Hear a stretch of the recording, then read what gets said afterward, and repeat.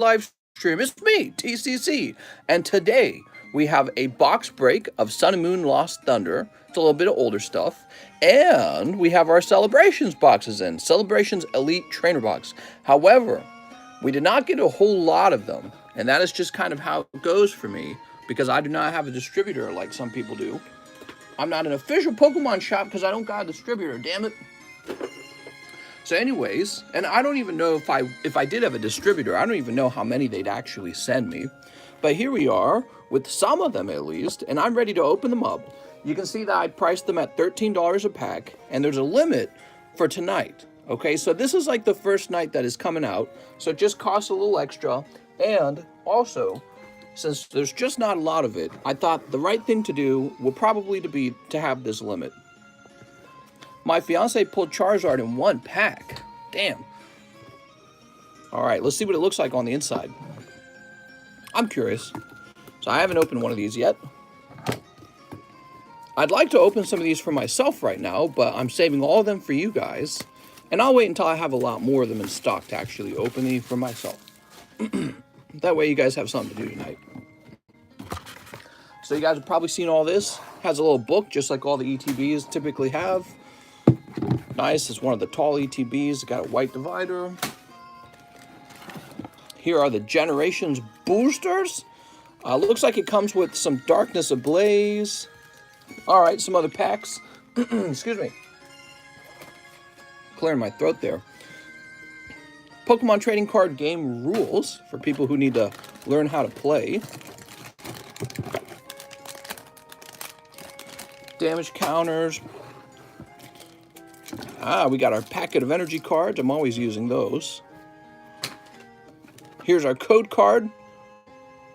I don't know if that's any good. We got a Greninja Star.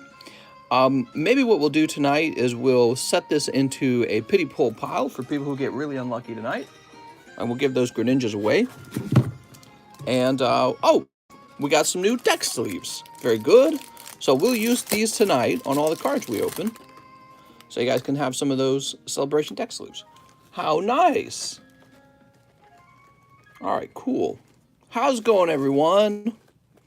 So just like yesterday night, tonight we'll probably only go for 3 hours, because that's the healthy thing to do for your back. Oh, by the way, if you haven't seen it, here's what the box looks like. It's okay. It's a white box. Nothing too wild. Toss this away. How much store credit do I have so I don't cheat? It says here you have $116. 116. 4 additional game cards. Oh, so the booster pack itself is quite small. I didn't realize that's how it works. So it sounds like when you order a pack of Celebrations, you're probably going to take all the cards home, if I had to guess. I don't know if there's any bulk cards in a pack of just 4 cards, but we'll find out. It's like the McDonald's pack, says John L. Okay, so if it does have bulk cards and there's just one hidden there, we'll just keep an eye out for that. If all the cards are gradable, you'll be keeping all the cards. As you guys know, we care about the hits. What is this? Don't ever forget. Oh, I'm forgetting, bitch. Let's see, Pokemon Gold OST. I don't know what that was, but I didn't like it. Way too. Try 2 free weeks of YouTube TV. Nah, it's okay. YouTube advertising to me. Lost Thunder, that's, oh right, so Lost Thunder. We're doing a Lost Thunder box break. So let me just, it's a very cheap box break for those of you who have wanted to join a box break, but it's been too expensive.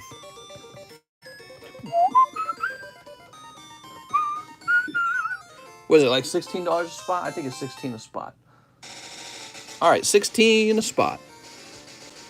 I'm sure we could fill this up pretty fast. Now, you know, the chase card in Lost Thunder is the Lugia. Ooh. There's a Lugia, but also there is a hyper rare Suicune. Ooh. So it is indeed one of the best Sun and Moon sets, in my opinion. And I find that Lugia is one of the most collectible cards from Sun and Moon. So much so that I have 2 of them put away. And we're going to try and find another one for us. And I have more Lost Thunder on the way because I want it to be part of our regular pack opening. But I don't mind hosting a box break for it either because it's kind of like on that line of being really expensive. There we go. Lost Thunder. So that list is running. How's it going, everyone? Tyranitar GX, right? Tyranitar's in there. That's true. I'm going to toss this TikTok card away. Mister, do you still have the Misty's Favor upgraded? Yes, for $10. If you'd like to add it to your order, sitting right here. Nobody claimed it yesterday. Oh, right. We also have this pack break that we started yesterday night. When this is over, it will not be replaced, okay? This will not be replaced when it's over because we're doing the Lost Thunder box break. So happy Friday, everyone. I'm sorry for starting 30 minutes late. Let's get to it. All right, I got to log in. I was able to get every Celebrations product at retail from Target. Oh, my God. Shahir is saying he went in and wrecked his Walmart. Man, good for you, though, because, you know, the price on them at Target or Walmart or wherever you went, the price is so much cheaper than buying online. So if you can find it at your local retail, go snatch it up from the poor crying children. Remember that video that came out just in the last week, and it said, scalping is gone forever. Scalping is solved forever. It was really good clickbait because it's really not true. It is still a scalper's paradise because there's just not enough supply. They can't, like there's a resistance to how much they can, or an inelasticity to how fast they can produce these. And so there is just not enough to meet demand, and it is going to be a bloodbath at the retail stores to get these. I paid retail on all stuff I found today at GameStop and Walmart. I have the hyper rare Tyranitar. All right, so we're ready. Let's see what happens. We're playing Pokemon Gold and Silver. I really like the soundtracks from Gold and Silver. It seems like a lot of orders came in. All right, so after last night, we got an order from James Gower. James Gower says, however many celebration packs this will get me. And then he sent me $50. Okay, you got it. Give me a second. It will get you 3.8, so that is perfect. It means you got 39 minus 50. You got $11 left over, Mr. James Gower. So this is for James Gower. I also traded 5,000 bulk for a Charizard. What a snipe. What? Celebration singles are going to tank. Yup, make your predictions now because everyone's going to open it like crazy. I just sent you another 5 for the Lost Thunder. Oh, perfect. Okay, so now I don't got to write you up a store credit card. Let's get you in on the Lost Thunder. James Gower. I mean, to be honest, the Lost Thunder is probably a better deal. Just because I know these are brand new, but these are actually getting pretty old. But it's just how you look at it, I guess. I mean, if you were to pull whatever happens to be the most valuable card in Celebrations and then somehow get it to grade 10 right away at PSA on an express grade, you might be able to sell that between $500 and $1,000. So that's and that all comes down to the fact that people way overpay for brand new sets. I don't know why they do it. I wouldn't do it. I wouldn't tell my kids to do it. All right, so Holo Zekrom, Holo Lugia, Holo Ho-Oh, and Full Art Surfing Pikachu VMAX. There's also a Celebrations code card. Very interesting. All right. So with all these holos in here, do they each deserve a sleeve? Maybe they will be group sleeved, like I often do with holos. That was easy, picking up Surfing Pikachu. Let's try the next one. Here's Reshiram, Zekrom. Ooh, you got Mew EX. Oh, very nice. It's textured. I like that. So it is in the form of those old EX cards. What series is this from? Is this the Ruby Sapphire era? I believe it is because it says 2006 on it. So this is from Ruby Sapphire era. And it's neat that it's textured, though. We also have holographicization. Wow, that's pretty trippy. I like the color scheme here. Okay. Bulk the holos, mister. Should I? Will the holos be worth less than $1? I mean, they're holographic, though. No, we can't bulk the holos. You're going to keep your holos. Maybe like a month or two from now, we'll start bulking them. But right now, as per usual, you keep your holos. They're too common? I gotcha. So we probably eventually will bulk them. But right now, you're going to keep all of them. All right. So that's for James Gower. Mr. James, the question becomes, where did I place your bag? I think I placed you right over here. We'll book them maybe much later, but starting out, you're not going to skip out on holo cards. That'd just be silly. Although in the past you would. I'd be like, nope, all your holos are mine. Jesse James. James Gower, did you need a new bag? I bet you're over here in the JA box. Technically, they're rare. Nice. Well, you know what I say. Holographic cards are typically gradable, and what you take home in your bag are the gradable cards. But the problem is, Corn Rule says raise the price. No, we don't need to do that. That's all right. We don't need to do that. I did the math. You're just pricing it like usual, but I will run out of them tonight. You think it's in the middle up top? Oh, nice call, man. Here they are. So I will run out of them tonight. Hopefully we have some tomorrow, but I don't want to go much higher than 13. I think 13 is pretty much my normal going rate. All right, let's see what's next. Wes Doney, I don't care what it costs, just sneak a pack of celebrations for my amusement. I hope Umbreon or Charizard gets sneaked. And then he says, 3XY Fates Collide. All right. So, he's going to sneak one of these. Got my scissors. This is for Wes Donini. Mr. Wes, think of the children in Africa. Man, it must be insulting to live in Africa, because people are always saying shit like that. Oh, the children in Africa. Like, stop talking about our kids. Birthday Pikachu and full art Pikachu. Damn. What? Not the Pikachus. Not the Pikachus. No. Oh, it's a textured birthday Pikachu. That's cool.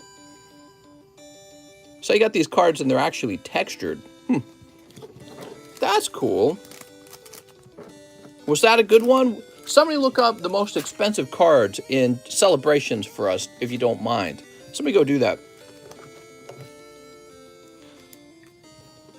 Or somebody tell us, what are the most valuable and desirable cards in here? Just curious. Sounds like Charizard and Umbreon might be. Gold Star Mew and Charizard. Okay, sounds good. So, he did not spend all of his money. He's $12 left over. And he says 3XY Fates Collide. All right, I might be able to do 4 for you. I tell you what, I'll do 4 for you, and you'll get $1 off the last pack. Since you didn't have enough for 4, you would have needed $1 more. So there you go. You're going to get a total of 4. And that is for Wes Donini. Mr. Wes. PokeRab opened 300 packs, and he could not pull the Shining Magikarp. Is that true? Is there a way for me to get the codes for the celebration packs, says Augustin. Yeah, if you placed an order for them and you wanted the codes, then we can definitely work out a way for you to get those codes. I'll just toss them in your bag. All right, good luck to Wes.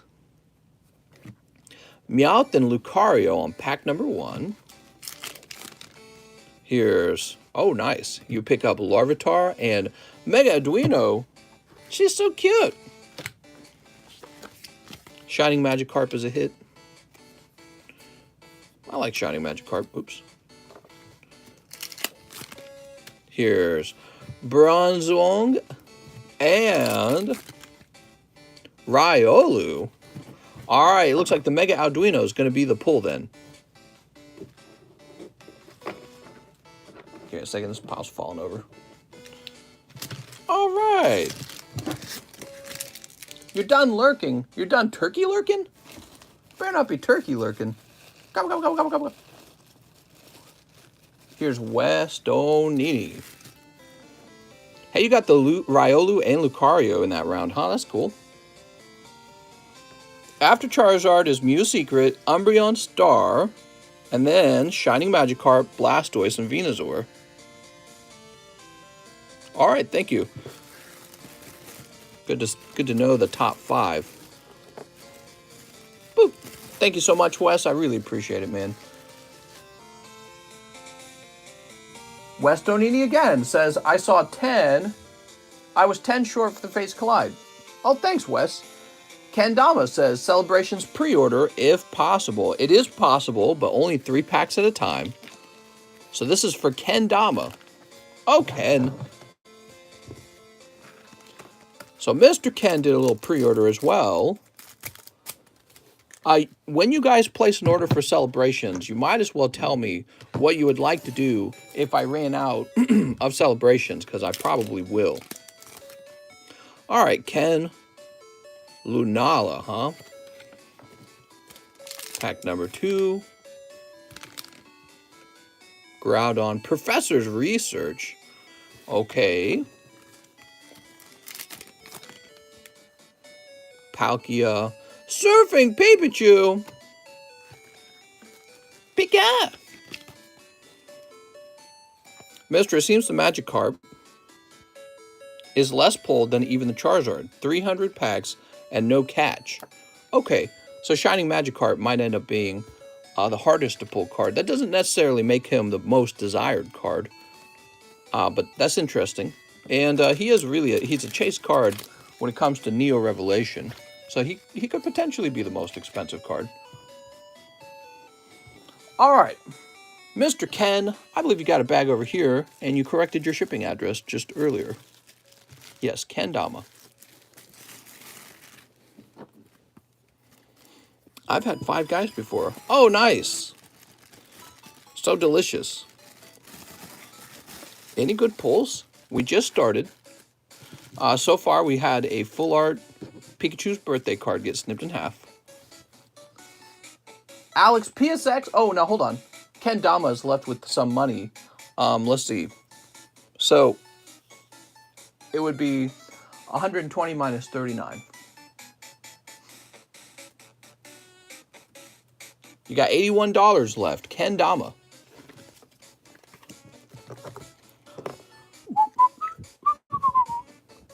Groudon was a hit. Okay. Well, he got the Groudon. It went into his bag. You got $89, Mr. Ken.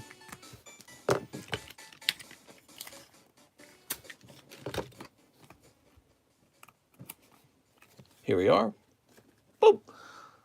Next up, Alex says, for how many celebration packs possible with this amount? How's it going, Mr. Alex? You can have up to 3 packs, Alex, but it looks like you just have enough for 2. I'm going to go ahead and snip them for you. You ready? So this is for Alex, PSX. I'm going to wait 6 months. And then the baby's going to be due. And he's going to go, Mama, Dada. Groudon, Lugia, Venusaur. Hey, hey, hey, hey. So here's Venusaur full art. It's actually a full art, guys. So I find that interesting. He is off center, though. Okay. Lugia, Ho-Oh, Luxray, and Lunala. The Luxray is a full art as well. Hey, hey, hey. All right, cool. And that's for Alex, PSX. Hey, Alex, that Venusaur, I think it was in the top 5, right? So that wasn't too bad. Very nice, Mr. Alex. Is Celebrations going to be like Generations? I don't know. It's a good question. I think Celebrations is going to suffer from heavy printing. Hey, look, he's just like this one, except not as rare. Okay. Now we're going to place this into... I'm going to get you a fresh bag, Alex. Hey, Alex, you really could ship out your card. You got like a whole box. Like it's full. It's really crazy. The Venusaur is only $15 raw. That's pretty bad. $15 on the first day? That is really not a lot of money. All right. Mr. Alex PSX has a little bit of money left over. He should have $4.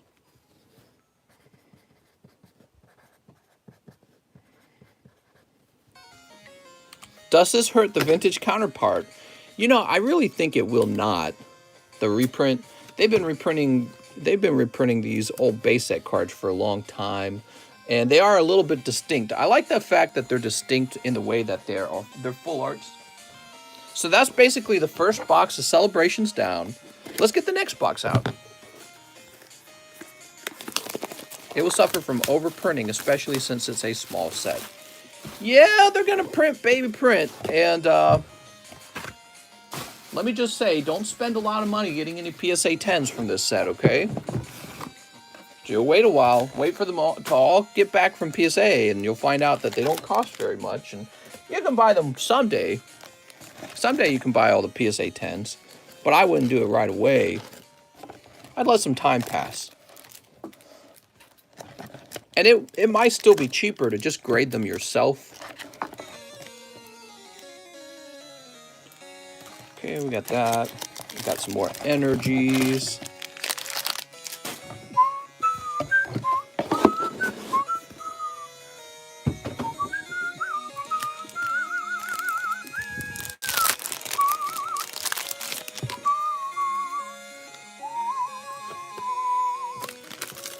Pen Express has chicken sandwiches? Holy.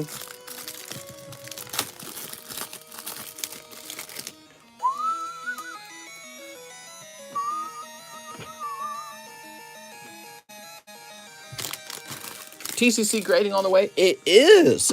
Did you guys see that the sample slabs came in today? And they look great. They're frosted like the PSA slabs. They have my logo on them. They look really good. And so now I just need to place a big order for like 10,000 of them. And unfortunately, that is going to take them a while to manufacture and ship over here. But they will eventually arrive. And the lady was telling me we could do a mix of express shipping and shipping by sea so that I get, you know, like one batch comes quickly and the rest of it takes us time coming over here.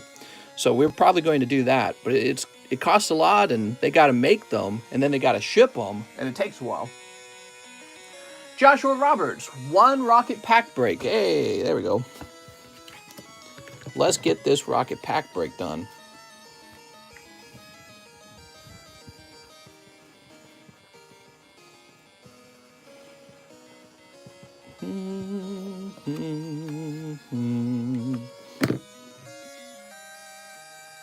What if they ship COVID? Joshua would also like a poker card. All right, here we are. Hey, how's it going, guys? 23 minutes in, 200 viewers. That is a little bit higher than usual. I appreciate everyone. Show the sample. Ooh, it's sitting over on my desk. Maybe I'll grab it in a little while. Oh, nice. Chikorita. Excellent. That's for Joshua Roberts. Oh, Joshua. What a lovely Chikorita.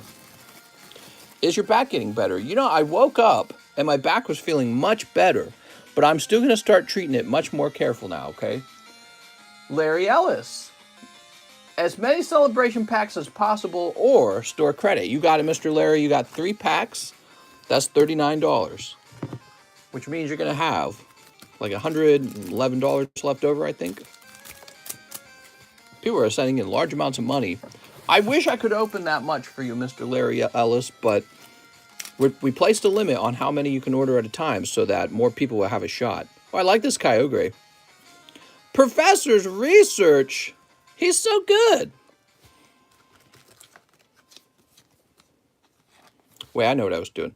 We were sleeving these up one at a time. If it's like a hit card. All right, Professor Grandpa. $7.50 raw for Professor Grandpa.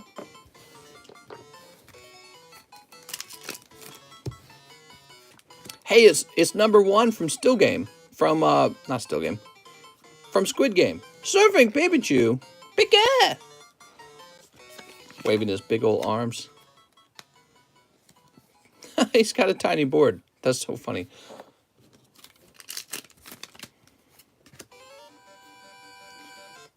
Veltal, there he is. Wow. And Zacian. Those are pretty cool. All right, here's the Zacian. $4 raw for Pikachu. Oof. That's scary that he's so cheap already. What's up, Andrew Schmidt? Do you still have my cart? I believe I do. They're somewhere. I think you also got some slabs back, Mr. Schmidt.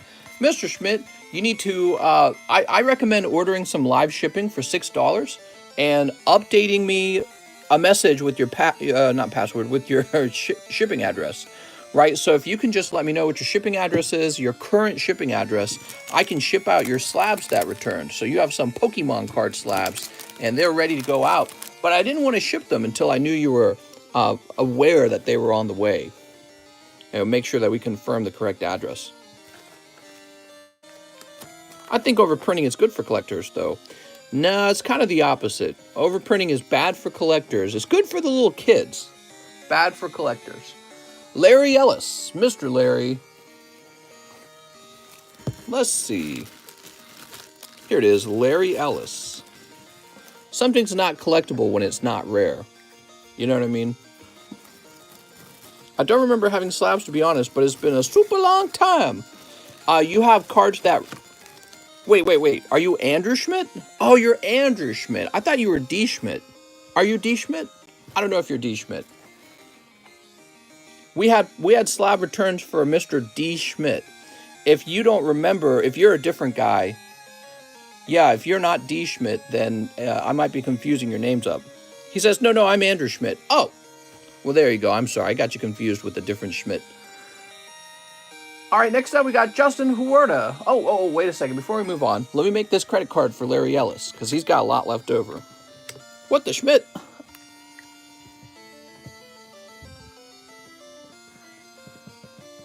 I make this mistake every time. I leave the fan off. I gotta go turn the fan on, everyone.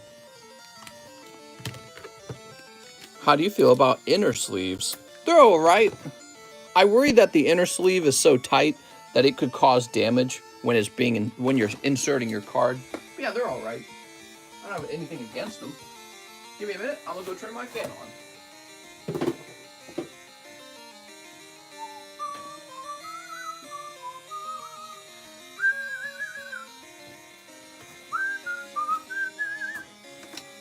All right, we're back. Mr. doesn't have centralized air. Hey, we got a little donation from Zach Cat. Oh, thank you, Zach Cat. Justin Huerta. I took a break for a while. Now I'd like to put $100 toward my Charizard slab. Sounds good, Justin.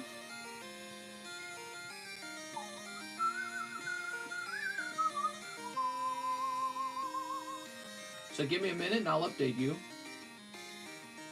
It's Justin Huerta, right? Yes, Justin Huerta. All right. So you'll come down to $150.75 remaining. He then says, 2 live custom boosters. You got it. 2 live custom boosters for Justin. Who's not here?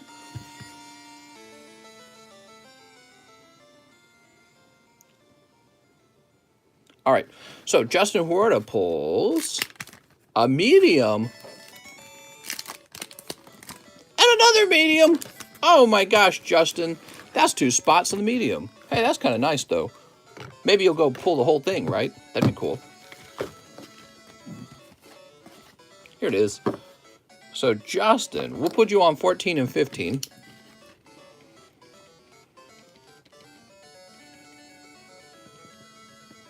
Heard the wife blew your back out. Oh, yeah. Oops. Too funny. My back's feeling a little bit better today. It is feeling a little bit better. It was still pretty painful yesterday.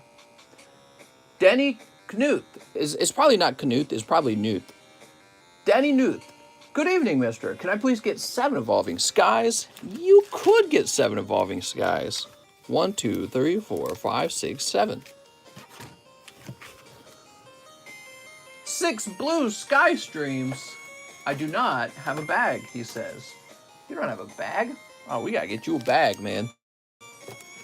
I already wrote my name on the birthday Pikachu. Oh, did you? That's funny. That's what you're supposed to do, and nobody does it. No, bro, you gotta keep it PSA 10.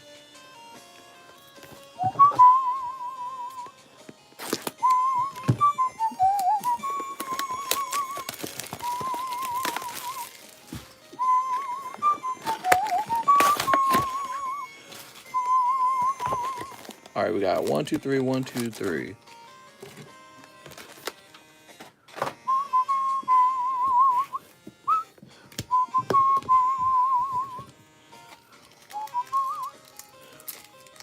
Sleep. If the Pokemon market crashes, would that affect the price of vintage cards? Yeah, I mean, if you're talking about a crash, then by definition, you're talking about the price of the cards going down. So, but maybe what you mean is, will there be a crash that causes the value of vintage cards to go down? In theory, it could happen, but that's true for anything. In theory, the price of Bitcoin could crash.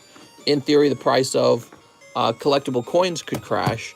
So it's just part of the risk of buying something. You don't know if the next guy will want it for more or less than you bought it for. And so that's why choosing a price is kind of a complicated issue. You kind of have to feel out whether now's the time to buy something or not, or how much you want it. Like, do you want it so much that you'll pay a lot for it? All right, here goes. We've got John Pluff. This is Denny's first order here, guys. Let's wish him luck. Here's a Toxtricity. Don't worry, Denny, if your pulls are cold, I got you covered. You got Gyarados. Yay! Okay, you got a little Gyarados. Cold. Ooh. Gyarados again. Gyarados VMAX. Denny, I love your diners, man. I haven't eaten out at Denny's in a long, long time. All right. So you got 2 pulls out of the Blue Sky streams. I saw Shang-Chi TCC. Lots of my cousins in that Marvel film. Oh, yeah. It's funny. Here's Wobbuffet. Reverse Holo Pipichu. We treat this as a gradable card. Shang-Chi was actually the worst as Peanut. Well, I wouldn't know. I don't really watch too many Marvel movies. I watched Squid Game. My cousin got a shot at Denny's. What? All right, here's... Oh, my God, guys. He does not need any extra cards. He pulls the alternative art Dragonite. Woo! First time luck. Beginner's luck. Easy Dragonite alternative art. Coming out of 7 packs of Evolving Skies. Wow, man. How many of those have we pulled? We've pulled like 4 or 5 of those now. Awesome.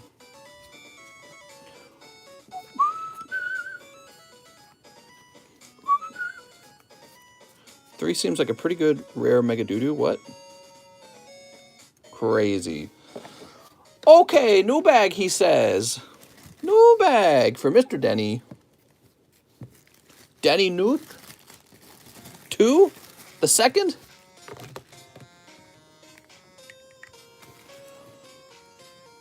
Denny Newth. 2. I even write the 2 down. Yay! I think you're going to go straight over to the D-box. There we go. Excuse me. Phoenix Reynolds. 1 celebrations, 1 live custom. You got it. Mr. Phoenix Reynolds. Picking up. Oh, it's a cold one. Damn it. Jason Al says, Mr. Top Loader? Heck no. Mr. Phoenix, let's see what you got in your pack. There will be no top loaders. You can ask me to add it to a card grader if you do a live shipping. And I might do it. All right, you ready? How much is the pack break, says Corey. Is $1 bazillion. So Galio. That's a cold pack, I suppose. All right, Mr. Phoenix. This is a little bit of a cold round, man. There we go. So Mr. Phoenix. Phoenix with the giant bag. All right, place this over here. Now we've got Caden Wolf, 3 celebration packs and 3 packs in the Lost Thunder. You got it. Lost Thunder. Here you go, Caden Wolf.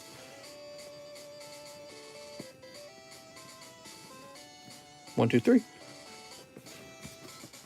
The Reshiram and Zekrom are gorgeous cards. They look pretty cool, don't they? So 3 packs of celebrations. TCC never seemed to worry about protection. Oh man, I need to protect my back is what I need to do. 35 was for the pack break. 16 was for the Lost Thunder. What? What's going on? Just went to QT and bought a slushie. All right, I'm gonna go ahead and snip these. Here we are. Let's see, Mr. Caden. Caden. We got Xerneas, Cosmoem, Zekrom, and Pikachu full art. This looks just like those Cosmic Eclipse cards. I like that they did that. That's kind of funny.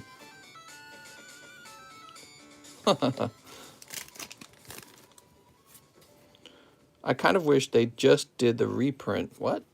Groudon, Professor's Research.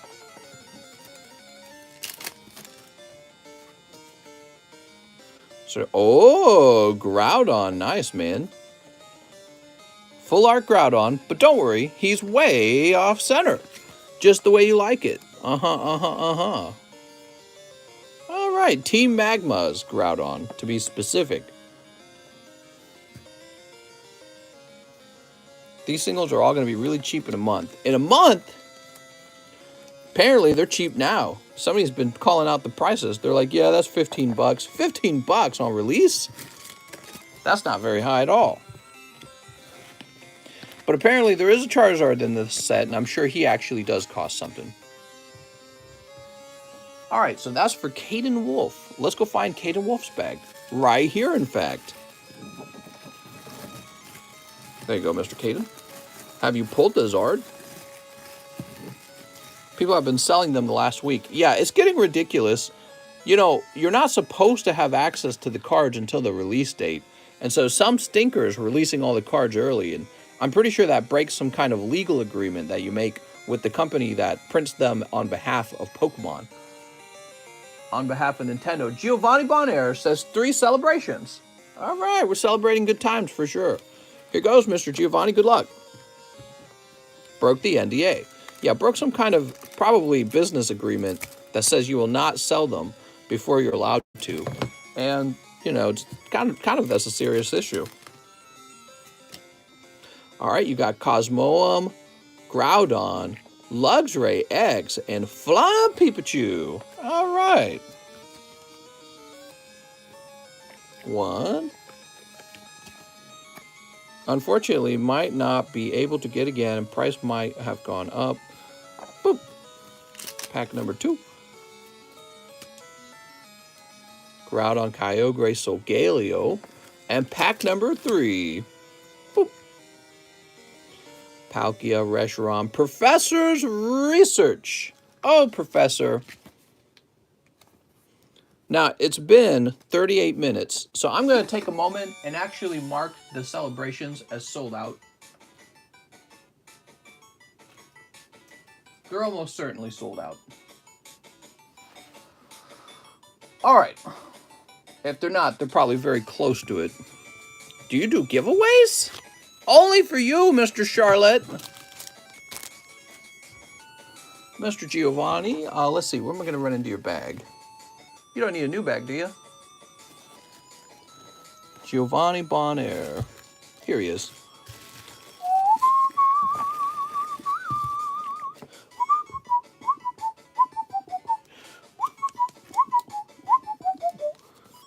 It's a celebration. Do you steep the cards? Do you ever accidentally cut the cards, mister? All right. I heard it right when you went live, says Corey. A bunch of people probably did, to be honest. Because when a card set first comes out, especially on this channel, it's a rush to actually get one. Mr. Mike's side. He says 3 celebrations.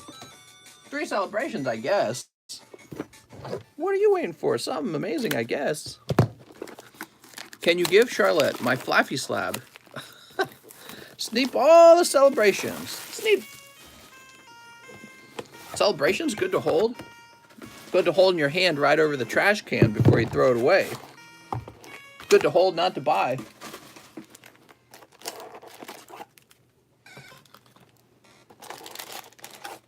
Something amazing, I guess.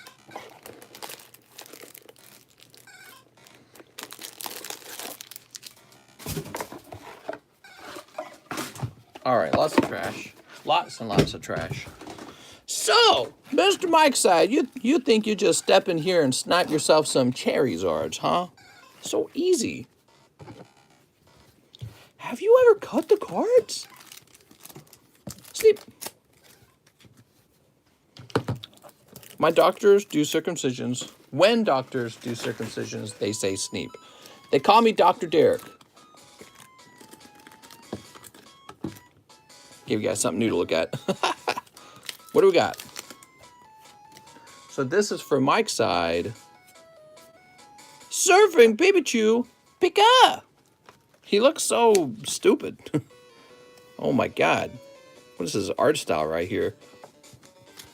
Next pack. Boop. Lugia Professor Research. Okay. Cosmo and Oh, I like this one. Dark Gyarados, huh? Very cool. And he's all textured. That's neat. That's very neat. From the Team Rocket collection. Imagine if Celebrations was like all the Charizards from every collection. That'd be crazy. Is circumcision genital mutilation? It definitely has to be defined as genital mutilation or similar to it, because you are mutilating genitals.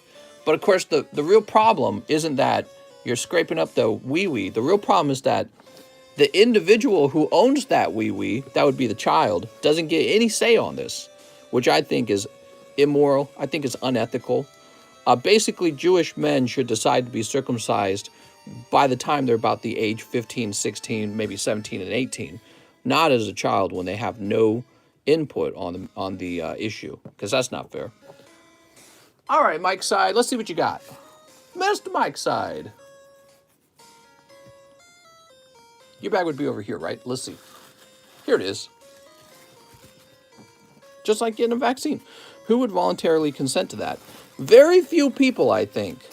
Very few people would volunteer to make their pee-pee smaller. Very few people. Carl says 1 celebration pack. You got it, Carl. All right, Carl. How would you like to lose some of the most sensitive part of your pee-pee and make your pee-pee smaller? Me. Here's Xernea's Ho-Oh, Palkia, and Flying Pee-Pee-Chew. It's not smaller, sir. It's prettier. Nah, bruh. Boop. You're removing mass from your pee-pee. It is smaller. It is by definition smaller. You're removing something that once was there. There's something there that wasn't there before. Carl. He is saying that because he is uncircumcised. Well, I mean, if I wanted to be circumcised and I'm uncircumcised, I could just go do it.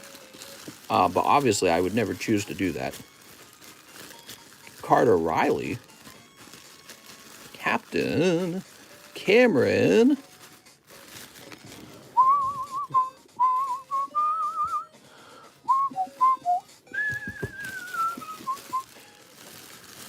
Carl. Cody Rogers. Bag name Carl. We're looking for Carl.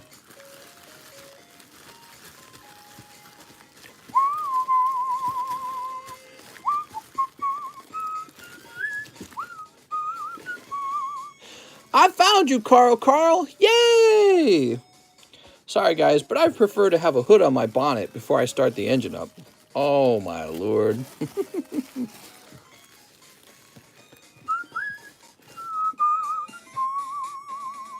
Louis Rodriguez says 1 celebrations.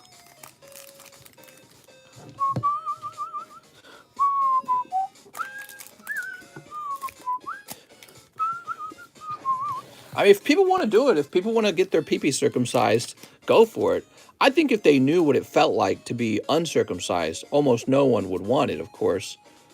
But I just think it's unfair that kids get circumcised and they got no say on the matter, right?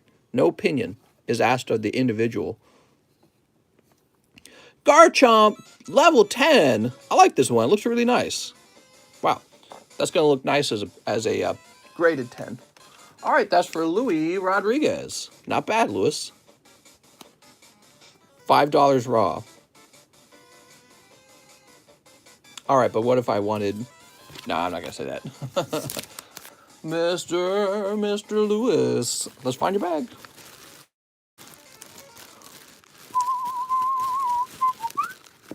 There's always somebody defending circumcision, too. And I feel like they're either deeply religious or they're already circumcised. So they're like, no, my pee-pee's fine, actually. But they have no, like, concept of what it's like to be, have all your bits there, you know what I mean? It's like, how would you even know what you're missing? Ross McPhee says 3 celebrations. Like, all I have to do is imagine the absence of the nerve endings in that skin. So it's easy for me to imagine what it would be like to not have it there. But you wouldn't really have a concept of what it's like for it to be there. It's like maybe if you cut your lips off of your mouth, maybe that would be kind of like a similar thing. It'd be like, you probably could get by in life without lips. You can make all kinds of arguments like, oh, well, my mouth is cleaner because I don't have lips. It's like, okay. My lips are much cleaner now. It's very hygienic. Looks good. It's like, all right. Also, my mouth is definitely not smaller as a result of having my lips cut off. It's like, okay.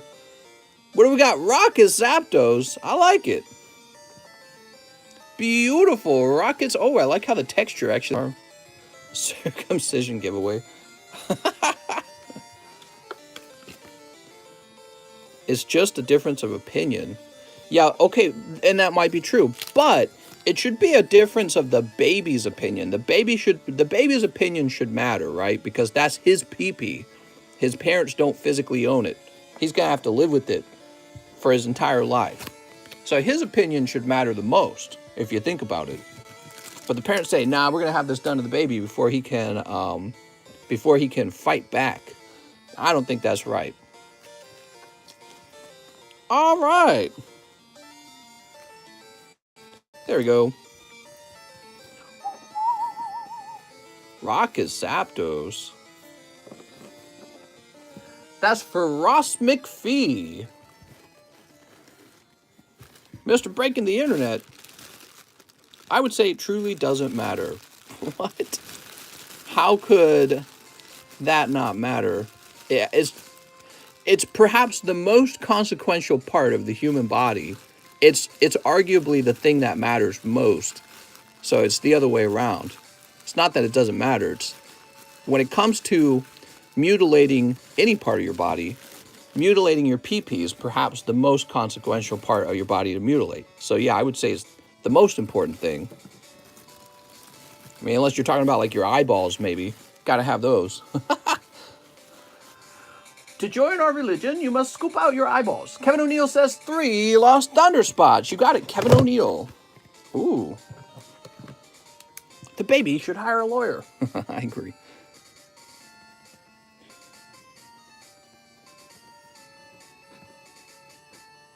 There we go. Yay!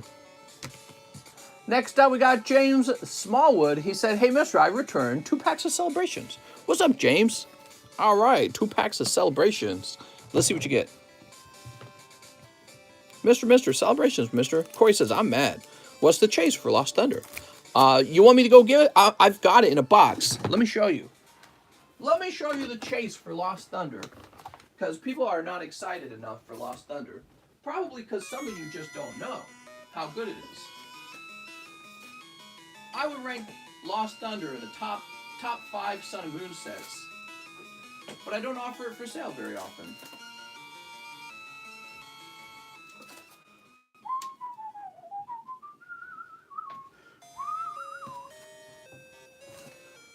All right.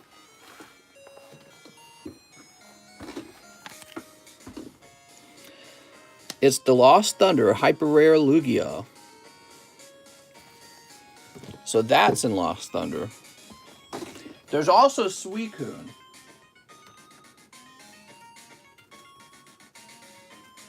And let's see what the Lugia is going for currently. I see one listed for like 1,200. Let's see. The cheapest Lugia is $1,000 if you're wanting the hyper rare. Christian says, I need that. Yes. Yes, I agree. All right, Mr. James, good luck. Do I have a 9 for sale? I do not. And if I did, it would sell right away. Dialga, Cosmoem, Kyogre, Professor's Research. And Zekrom, Yveltal, Xerneas, and Surfing Pikachu. Pick up! I sent you a picture of my crazy crimp. Mister, you know I don't want to see that. I just want to see your trimmed foreskins. Okay, there we go. Surfing Pikachu. Oakson. What? It's all a conspiracy. That one lady just needs you guys to keep trimming pee-pee wieners so that she can inject it into her face. Sandra Bullock. Ask and you shall receive. How do I win the giveaway, bro? I want my foreskin back so that I can wear it as an anklet. All right. Set this here. Mr. James. Let's find your bag. Gold Mew Crimp. Oh, man. I think there's probably a lot more of those error cards out there than we think. Jason, Jacob, James Manoen. I don't know what the future of... You got a bag, mister? He says, I need a new bag. I'm so dumb, James. I'm like searching for a bag and you said write your message. Whew.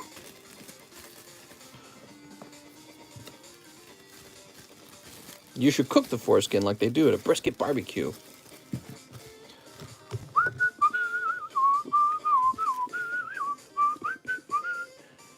James Smallwood. It's crazy to think that anyone does it at all.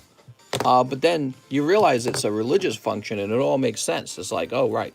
Religions, they exist. They do crazy things. God said, I made you in my image.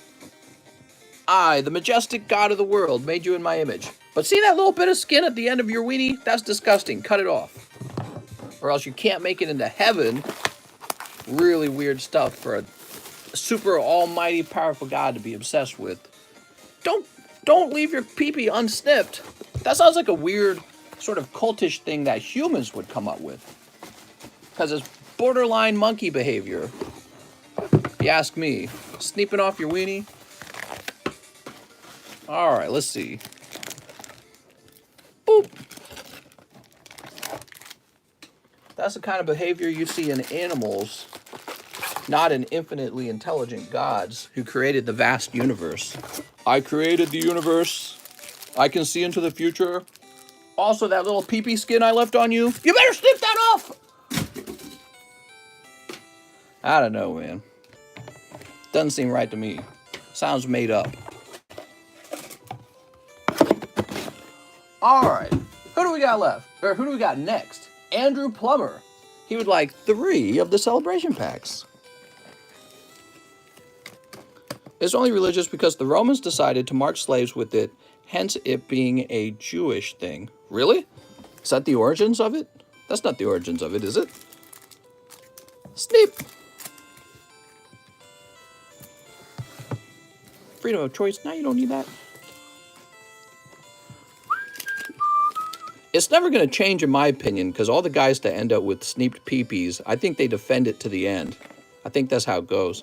It's kind of like video gamer behavior, right? Like if you bought an Xbox, you're like, the Xbox is the best. And it's really hard to convince somebody who has an Xbox that maybe their Xbox sucks because it's their Xbox. Mister, if there's no celebration left when you get to me, please put me in the pack break, says Corey Deshane. Sounds good, Corey. I'll see if I can remember that. Thanks for the tip, by the way. I appreciate that. Here we are. All right, next pack. It's very hard to switch sides because your human instinct is to defend the thing that you already have. You're like, well, I identify with this, and so therefore this is the right way for things to be. Let me come up with all kinds of crazy arguments to convince you that it's the right thing. It's like, it's not very convincing. Nobody outside of your religion would ever do that because it's kind of crazy. It's kind of crazy. Just like when we talk about mutilating girls' genitals, everyone's up in arms about that. Palkia.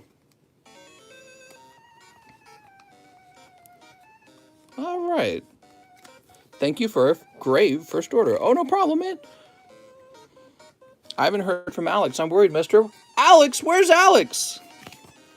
If Alex isn't here, is it even a real live stream? You don't have doll hairs. All right, there we go. Oops. Mars are slacking, at least mute him. What's going on? Who needs a muting? Who needs a mute? Can you give me Pokemon cards? Says Q. We have people come in here asking for Pokemon cards all the time, guys. He doesn't need to be banned. All right, so Andrew Plummer. This is my first order, says Andrew. Oh, Mr. Andrew, welcome, welcome. Your best bowl is the Xerneas EX. It's a textured card. Circumcision was created by women. It says in the Bible not to change your body in any way, so they decided to make up the problems with uncircumcised peepees, so only women go to heaven.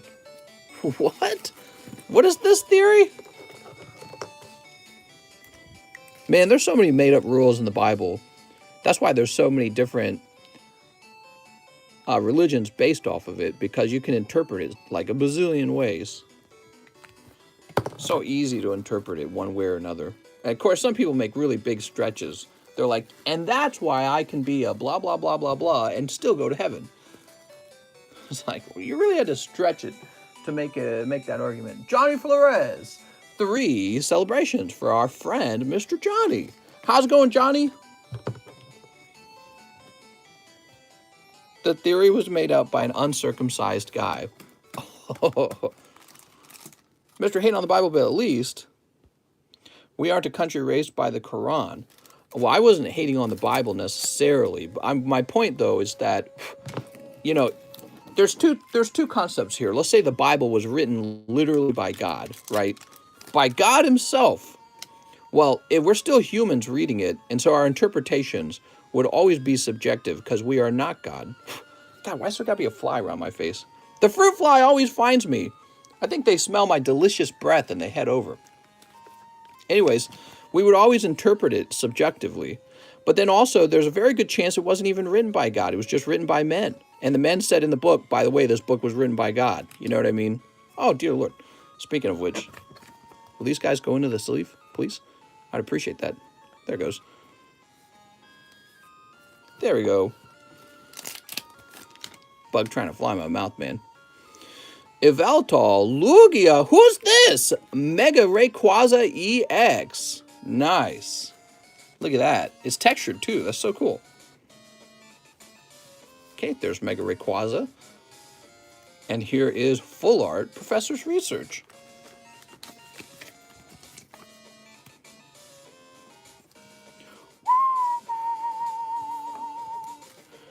You gotta believe the book was written by men, inspired by God. You don't gotta believe anything, man.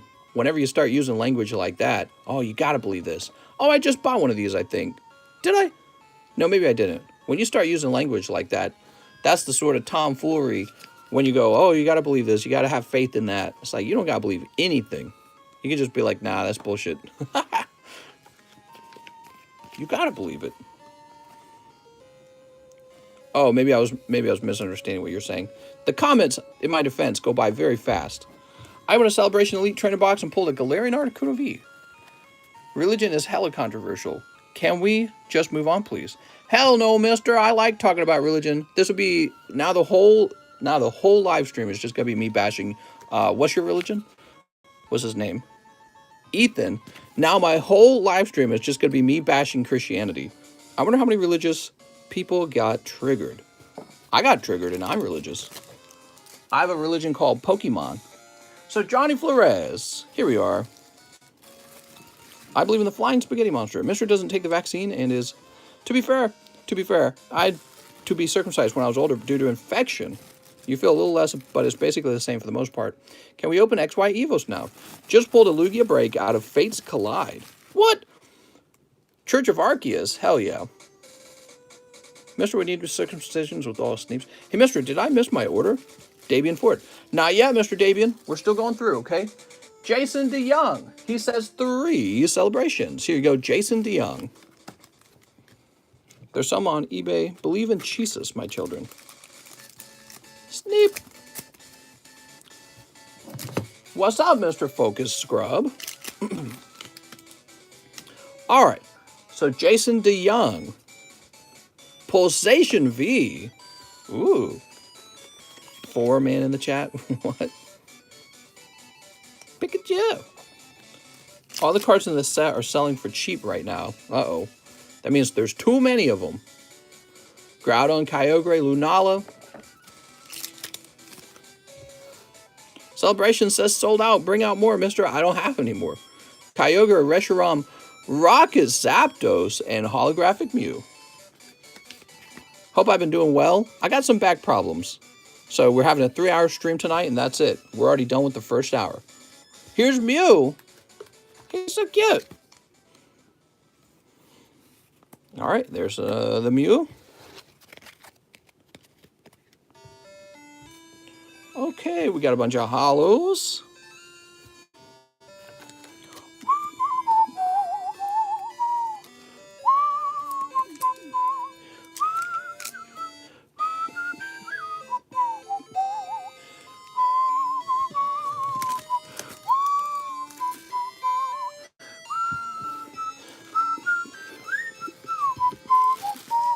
Religion bring up stuff that the world would call racist, and some people don't believe the truth.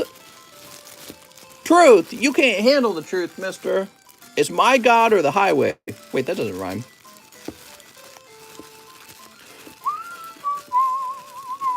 I only believe in a God of Pokemon cards.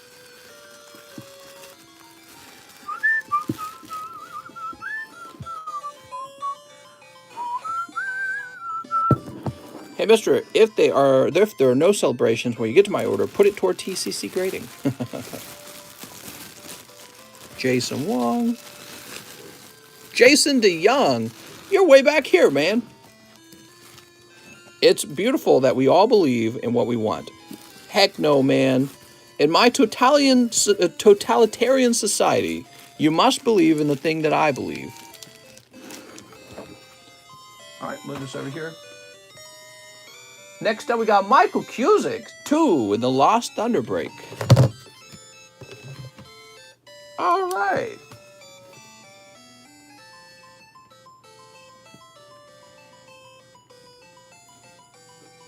Michael Cusick, do you have a bag?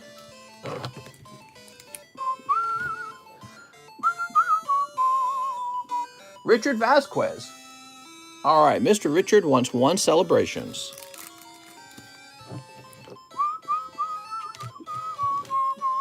I only believe in science. Praise the Lord. We must respect other people's religion. I take the opposite stance. I think we should ridicule and demean other people's religions. Here's Reshiram, Xerneas, Claydol, and Lunala. I don't believe that anyone is required to respect anyone else's religion because these religions can't all be right. So a lot of you guys are living in totally made up, totally man-made religions. And nobody wants to admit it. So we say things like coexist and peace and, oh, we got to respect each other's religion. I take the opposite point of view. I think that most people are living a lie, basically, and it's one of the most ridiculous things ever. If you think about it for 2 seconds, you can't all be right. So like, if there's at least 3 religions, 2 of the religions are totally wrong. So 2/3 of the population are idiots, right? Or they haven't figured it out or whatever. They're just wrong. 2/3, that's most of people. And, and it could be worse than that, is probably the other point I'd make. That's kind of an important thing to understand. Most people are living in a false religion. That's kind of a big idea, I would say. Richard Vasquez, how would you even know if it's your religion or not? All right, let me find Richard Vasquez's bag. I bet it's over here. Aren't all religions the same at the root? Really, no. They are not. The religions separate pretty dramatically, and what we like to do, in order to get along and not be so controversial, we like to make false claims like all the religions are the same. They're really not. They have some really, really differing beliefs about the origin of man, who God is, what the rules are, where you go when you die. So they're quite distinct from each other. Boop. I don't believe there is a God, but the question that sticks in my head, well, I would say if there is a God, he's not very involved in the life of humans. Next up, we have Xavier Matt Manavong. He wants a rocket break. You got it. Spot number 4. Mister, I'm Gothic. What? You're big titty. Wait a second. That's not what you mean. Boop. I only worship Pokemon cards. The Abrahamic religions are the same. Again, they're really not. They're not the same. Jews, Islam, and Christianity, while they have similar traits to each other, they have some really diverging beliefs about the way the world should be run, what's going to happen at the end, who the leaders are, who the God is, right? They have some really different rules from each other. They're not the same. Mark Assignation says 5 Date Alive. We just like to say that they are because we don't want to see everyone fighting, which there's a lot of fighting in between religions. What? 5 packs of Date Alive for Mark Assignation. What are you, mister? I am not religious. I would describe myself as agnostic, but I lean toward there not being a God. That makes the most sense to me based on what we observe in the world. I lean toward there not, and if there is a God, I don't think he's very involved in our lives. Here we go. I don't think he's very involved. Here's Frenzied Night Kurumi. What? She's so frenzied. Weren't most wars due to differences in religious views? Yeah, I mean, wars, there's a lot of wars, so they weren't all about religion, that's for sure. But there was an awful lot of wars that are just about religion, which is kind of tragic when you think about it, because you might be sending your young men out to die over nothing, over a totally made-up idea. I mean, again, both sides can't be right. So one side's dying for no reason at all. Could it be both sides as well? And that's a really, it's really important to think about that before you send all your young men off to die for some idea. Some idea. I totally believe in this thing. Why? You believe in it because your parents told you. That's why. And you've totally built your personality and identity around it. And it's just, as an intellectual proposal, difficult for you to sort of wiggle out of that or see beyond it. You get guys who are religious and they're like, you're trying to mess me up in the head and I'm going to shut my mind down and remain ignorant. They will say that. They'll be like, your awakening kind of thinking is evil. And so it's my job to remain ignorant so that I can remain faithful to God. And it's kind of like, it's a crazy thing to say even. Like you don't want to be educated because you know that you risk perhaps changing your position religiously. So humans don't really stick to religion for intellectual reasons even. Sometimes it's for purely emotional reasons that we remain religious. Whoops. You got Swimsuit Katori. That's from Mark Assignation. Mr. Mark. And that's kind of how I see it as well. I think there's a lot of smart guys out there who are still religious, but they're not religious because they want to think about it a lot. I think they remain religious for emotional reasons. And being able to play with your emotions is pretty difficult to do. Mark Assignation, your bag's going to be right here, right? Marcel, here it is. If we assume, well, it's not that we have to assume, they are wrong. So in a situation where there's objective truth, and there's 3 different religions, then you can just logically assume 2 of them are false. 2/3 of religions are wrong. Wouldn't it make logical sense that the foundation of religion is just wrong as a whole? Religion is an outdated concept. Well, no, you can make an argument that, oh, well, I have the real God. All right, well, that means the other 2 guys, the other 2/3, don't have the real God. So I think it's just important for people to realize when you claim your God is the way and, hey, this is the one religion, what you're really saying is all these other people are living a lie. And I suppose in the past, before the internet, you didn't really have to talk about that very much. You lived in your little group, in your city, in your state, in your country, and you were never really exposed to anyone else. And I think one of the things that the internet does, besides making us all a lot more equal to each other, is it forces you to have to see everyone, and they're all using the same argument. So you run into another religion, and it says all the same silly things that you've been saying, and you realize, well, we can't both be right. One of us is wrong, significantly so. So yeah, the exposure to the rest of the world, even that will help you question religion. You'll be like, what am I doing? And, and then you question things like, should I be cutting babies' peepees off? All right. Does God collect PSA 10s? That's right. He's also the printer of the best Pokemon card sets. He prints them himself, and that makes them heavenly. I think most of your interpretations of what you think goes on is wrong. Curbstomp says, no! Perhaps we are all right and God is based off unconditional love and forgiveness. Mr. Religion was made as a weapon, says James Gower. I don't think it was made as a weapon, but I think it's certainly utilized as a weapon by those who are in power and they understand, like they're very likely not religious themselves, but they understand how to manipulate the religious people. Okay, next up we got Luke Charlton, 1 Celebrations. Boop. When you sit there, fully break down religion, everything behind it, the idea of God and logic behind them are contradictory.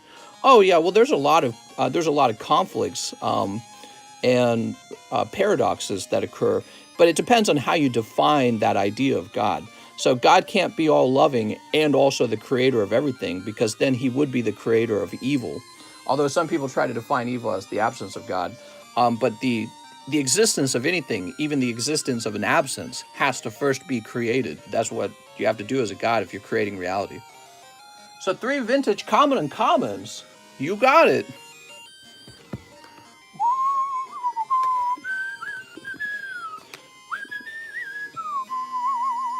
All right, we've got, Kakuna. Sweet. Here's, there is no logic in religion, Church of Let's Go Brandon. You're going to alienate your audience if you're going to keep talking about stuff like this. I'm feeling like an alien right now. That's me talking in my alien language. You better look out, mister. I'm a lizard man. Here's my 3rd card. Hey, man, you have to agree with the religion that I agree with. Boop. And Fighter Energy. Mister, you have to accept my religion of not liking your religion, or else you're not being very coexistence. I had an in-depth conversation with a spiritual friend of mine recently, and I came to terms with the fact that if I was a believer, I would understand the devil's perspective more than anyone's. What?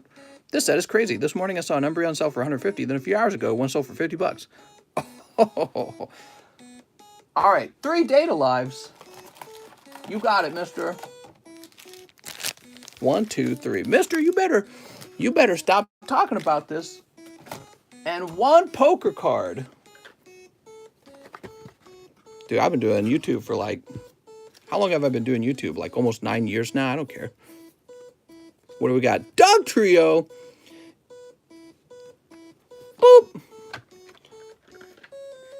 All right. Luke Charlton. Rod and staff can't beat a Glock. Treating others the way you want to be treated doesn't seem so bad. Welcome to the cult of TheCardconomist. Why drool over Charizard when I have reprint from Evolutions? All right, here goes. Well, I can tell you the reprint from Evolutions is much harder to grade 10, I bet. Important promise, Toka. The devil was cast out. God decided to... Oh, man, that's a long message. They said UFOs were not real. Look at things now. What am I looking at? I mean, as far as I know, UFOs are probably just, you know, flying machines from another country. They didn't like expose little green men now, did they? Boop. I think you're very entitled to your opinions. It's your channel. What do we got? Boop. To save spirits Katori. Honestly, I think people come here to hear opposing arguments. If I said everything you already believed, you'd be at church. You're here to expand your mind, not to enter an echo chamber. And I think that's true for a lot of people on YouTube. On YouTube, people like to hear complicated thoughts and ideas. And honestly, that's because in the end, people really do want to not just blindly believe things, but to have a reason for believing something. Here we go, Mr. Luke. Let's see what you pull. Snip. All right. What is the story on the missing boyfriend of the young lady? Brian Laundrie. I haven't heard much about him. They're falling out of the news, man. Cosmog and Soul Galio. But yeah, I think that people on YouTube especially... Oh, I hate this song. Hold on. This is called Mysterious Waves.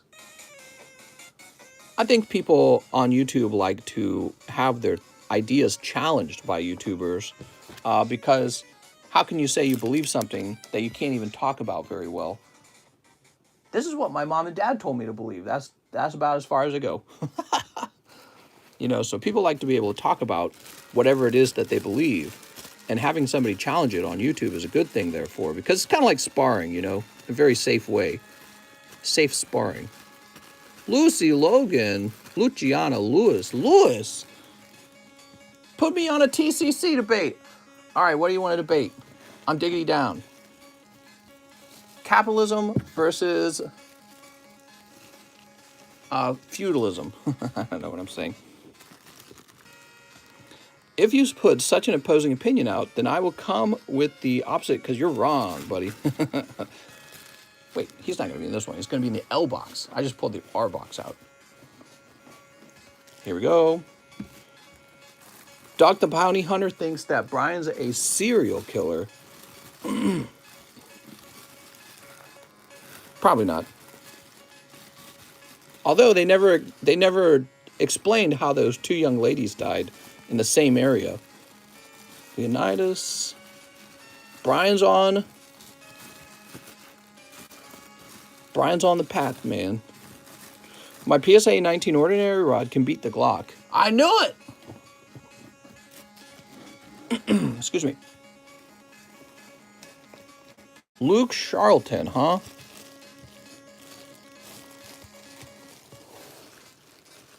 Looking around for a Luke.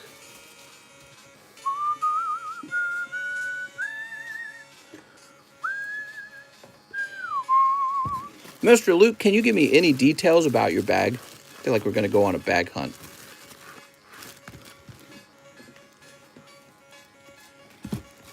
Joseph, Ryan, Sven. Good to know that those guys are there. Why am I not wanting to get Celebration? Well, of course I'm going to get Celebrations. Celebrations is the latest set, mister. I always pick up the latest Pokemon card set. I never skip.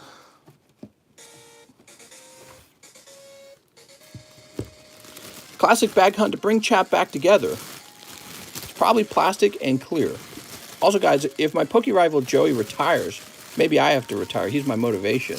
Oh, no, he's not retiring from Pokemons, is he? Boop. All right, I'm going to go ahead and create Mr. Luke Charlton a new bag. Are you still doing the TikTok pack openings? I sure am. If you guys would like to have me open up some cards for you in a TikTok video, you're perfectly welcome to have that done. That is a thing I used to offer all the time, and there used to be so much demand for it that I would have to tell people they can't. I'd have to limit the number of people that we would open for that day. There we go, Luke. I've had COVID 4 times without symptoms, only about 2 to 3 more times before my sperm is worth 10,000 each.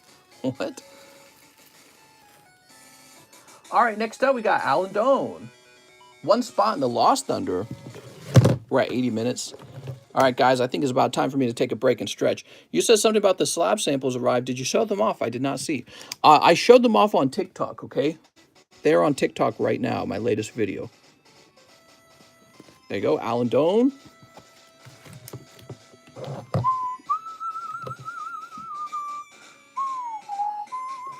He also wants 5 Data Live. You got it, Alan Doan.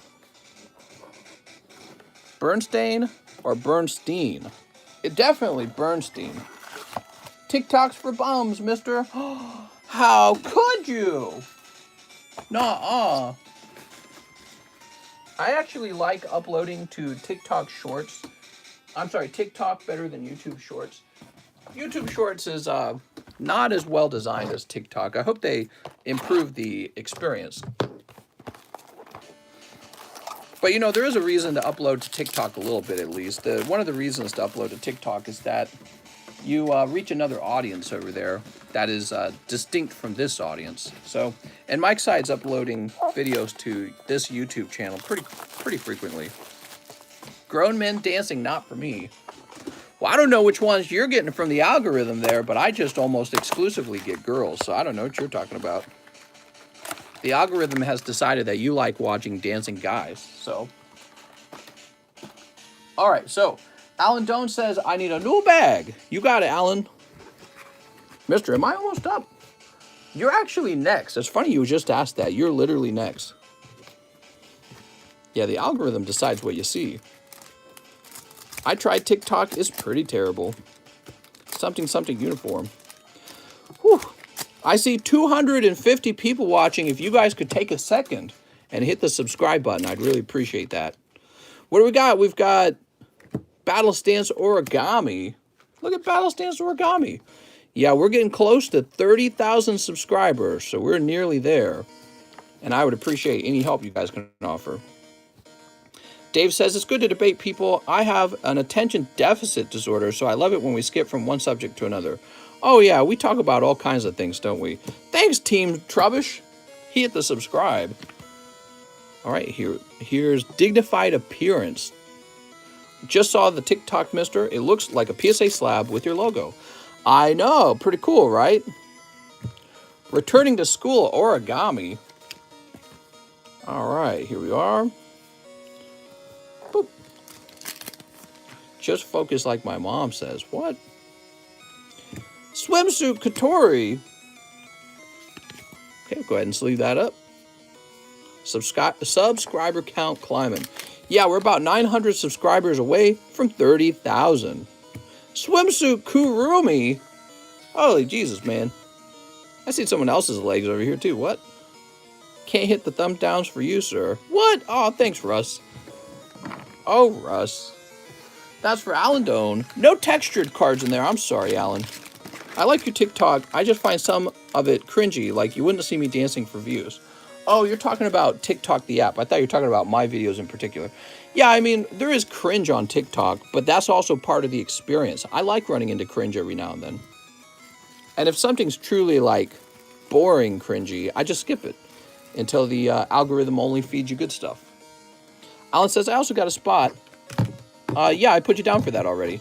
You're good, Mr. Allen. All right, Alan Doan. There we go.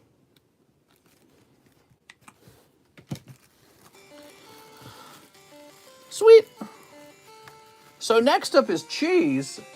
Cheese says 3 celebrations. You got it, Mr. Cheese. Wow, you made it in, Cheese, because those are the last packs right there. That's wild. You just barely made it. How much are the Lugia slabs?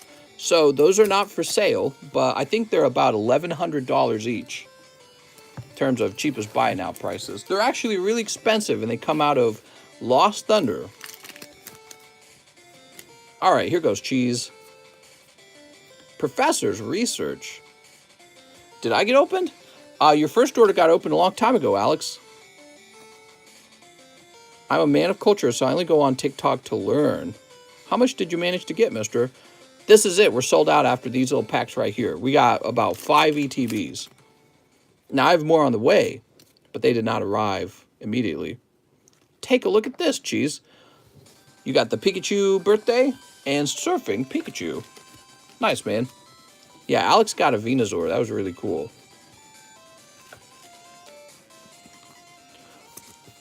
Okay, and last pack. Would you refresh PayPal? I ordered over an hour ago, worried that I got skipped.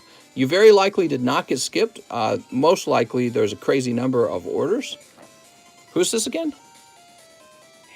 Jesus? Jesus? Tell you what, I'll just call out some names to make it easy for you guys, okay?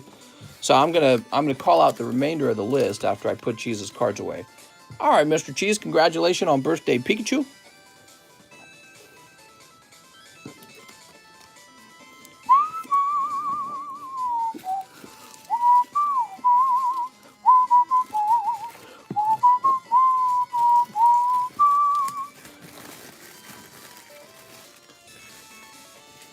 All right. So coming up, we have Alexander Jeremita, Jacob Coriel, Jose Ponce, Wes Donini, Augustin Espinoza, Johnny Flores, Caleb Carvo, Chris Kievankot, James Gower, Lou Baez, Jeffrey B., Robert Brown, Demetrius Gizas, and Abigail Zakek. So those are the upcoming names. And I am starting to feel some lower back pain already. Alexander Jeremita says 1 Don Russ and 3 celebrations. You got it. I think some people are about to be disappointed because I am just about to be sold out. Only had to fight a few mothers. Name's Pikachu. Jesus says, my name wasn't called and I placed an order. Jesus, what is your PayPal name? When you guys need help with your order, always mention your name. What is your name, Mr. Jesus? Jesus? I'll go backwards and see if I see any missed names.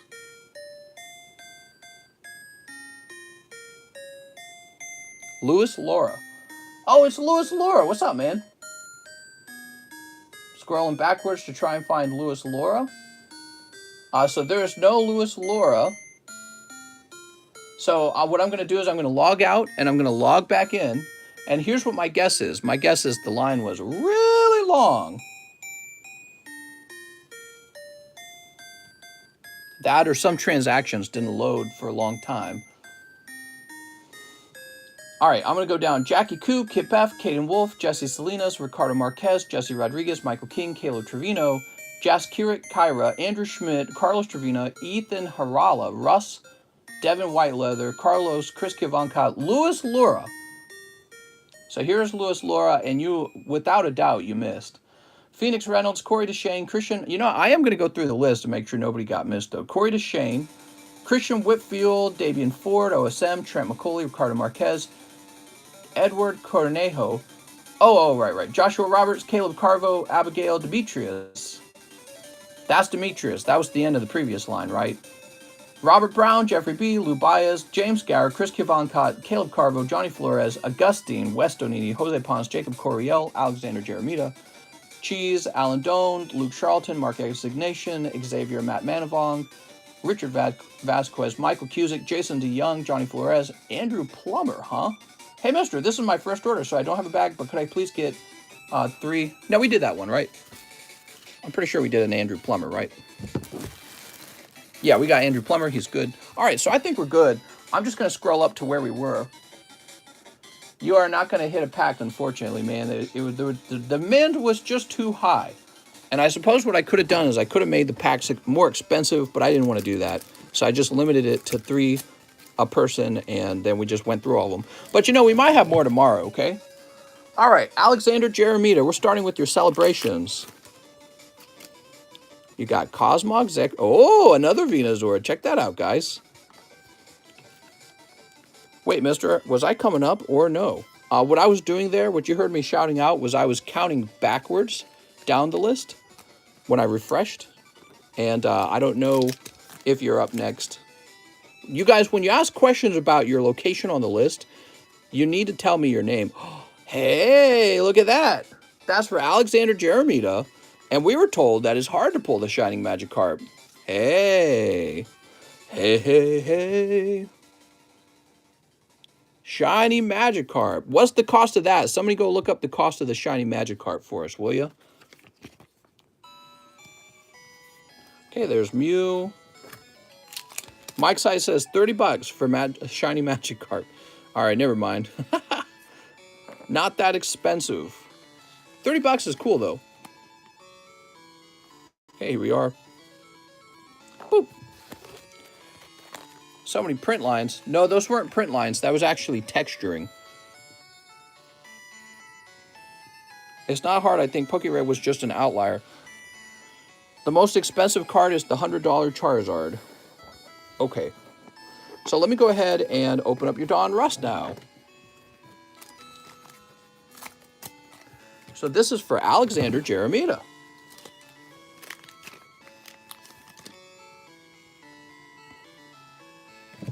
Smith, Von Miller, rated rookie, Javon Hollins.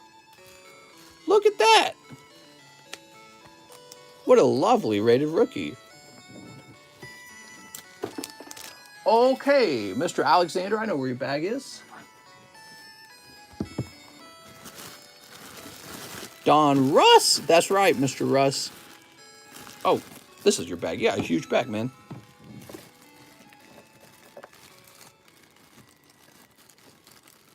That Charizard's going to be $50 in a week. We saw your funny numbers, James. Oh, sorry, we can't leave these out.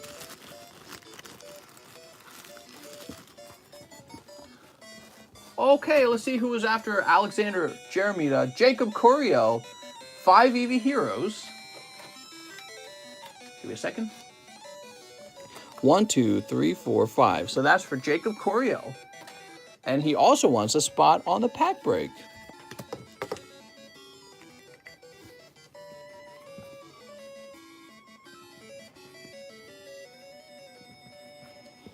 For Michael King, I'm going to have to substitute my celebrations to Lost Thunder spots into battle styles. All right. When you guys place the order, be sure to write instructions on what to do if we ran out. Flies flying around me again. So I'm taking you guys over to the standing table so that we don't have to go on break because my back's starting to really hurt. Ugh. Oh no, guys. Here we are. Move that.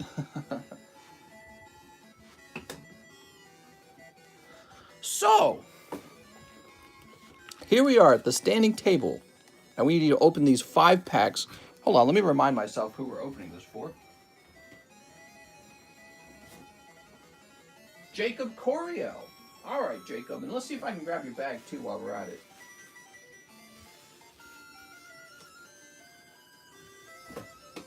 So, Mr. Jacob, I got your bag right here. Law TCC got an ETB says live customs. Do I? Guys, remember these old scissors? We still use them. But they get used for opening packs now. Or boxes, I should say. Mister, you should take the week off. Heck no, man. Take the week off just as Celebrations launches? That'd be silly. Alright, what do we got? Eldegoss. Nice. If I miss the celebration, you can refund. Oh, man. You guys, my policy, if you did not leave me a message what to do with your money, it's an automatic refund, okay? So if you try to buy something and it's sold out and you didn't leave a message what to do with it, it's an automatic refund. Here's... Oh, that's a cold pack. And... That's a cold pack. And... Grimmelsnarl. I'm sorry, man. That's a cold round. I'll try and move this lamp a little bit. How you liking Sekiro? Well, I haven't played it in the last 3 days after this back injury occurred because the very last thing I want to do is waste my nerves sitting down for Sekiro, which is really more of just a thing I'm doing for fun. Toss this away. Dude, this room's way too small. Hey, mister, how much is the Dragonite slab in the box? It's not for sale, I'm afraid, okay? All right. That's for Jacob Coriel. Jacob, I'm going to put your bag away. The next order is Jose Ponce, 2 celebrations. All right. How many celebrations I got left? I got 4 left. So let me come over here. Jose Ponce. Where am I going to find your bag, by the way?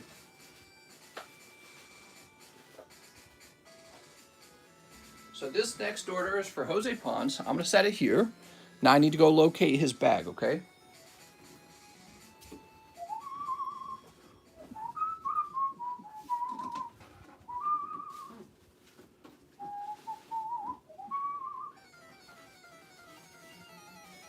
Joseph Posey. Here we go. We got Jose Ponce.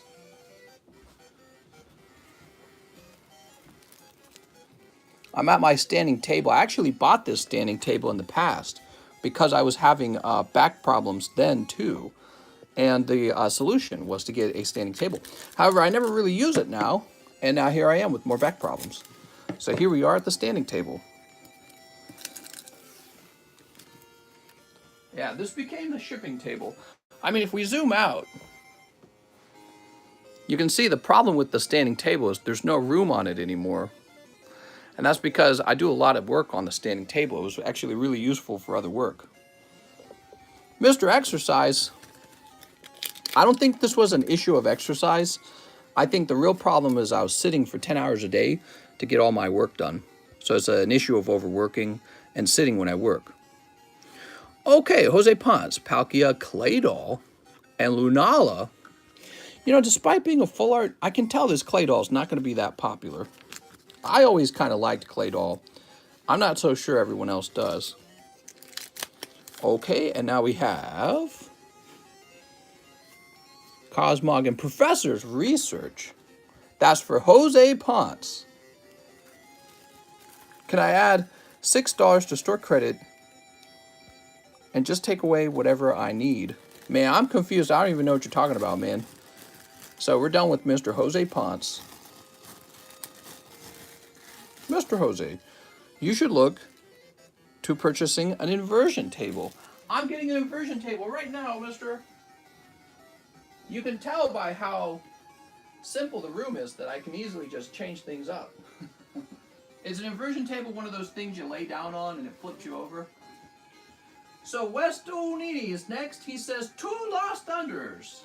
You got it. That's for Westonini. You're going on 15-16.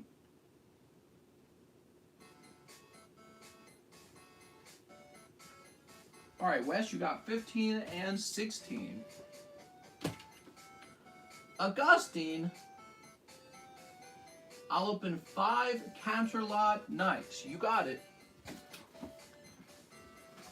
1, 2, 3, 4, and 5.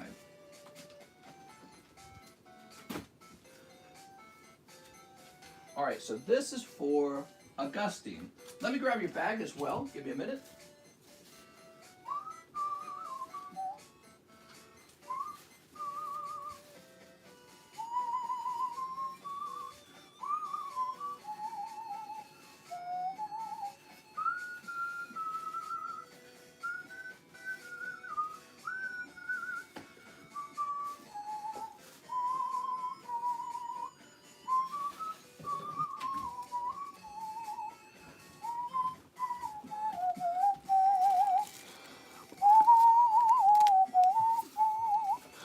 All right, here we are, My Little Ponies.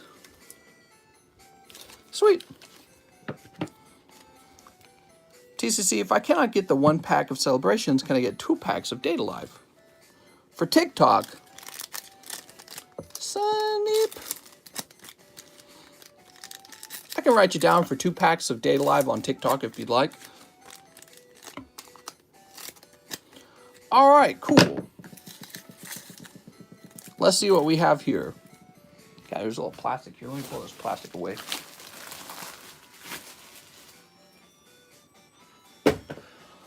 Okay. Russ, I think you are going to miss because there's so many people ahead of you. Shooting Star.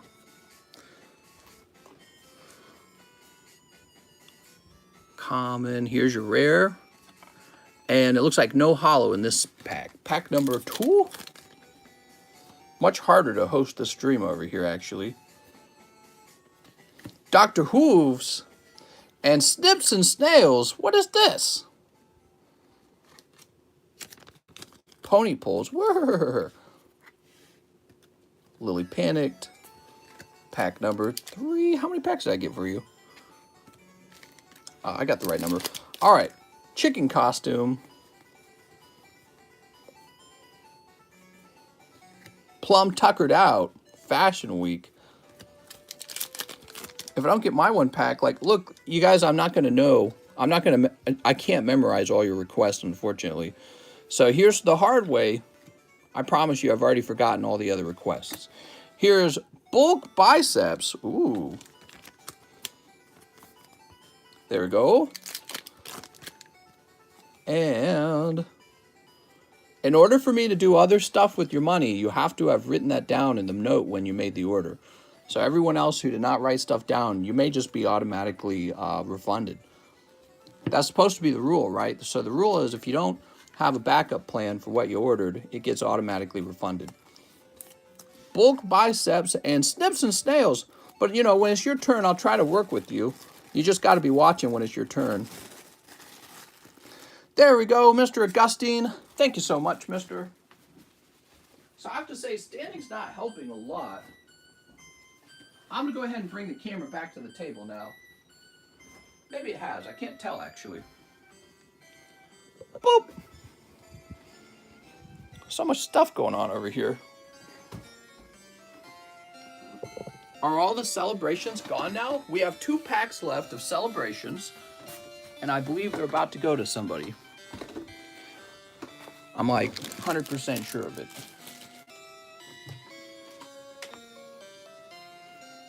All right, let me plug this back in.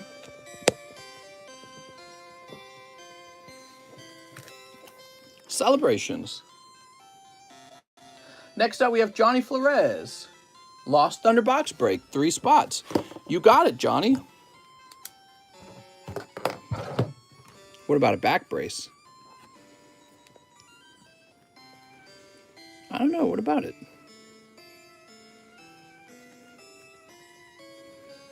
$17, $18, and $19. There we go. Wow, that's filling out pretty fast.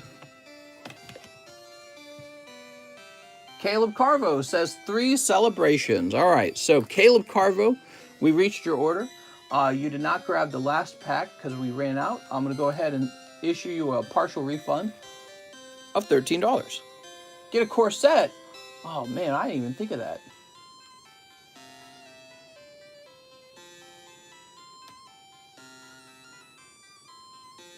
All right, there we go. So, Mr. Caleb, he gets the last 2 packs, everyone.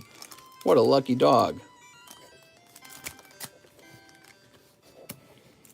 How did you guys feel about that standing table? Not as exciting as this table, right? This table's more fun to look at because you got these slabs in the back.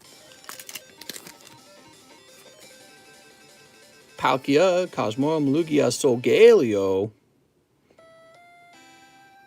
All right. I need lumbar support. Mister, I need a lot of things. All right, and pack number 2. Oh, okay. Oh, not a bad last pack. Picking up the Blastoise out of the set. He has a textured card, as you can see. That's pretty cool, man. There you go.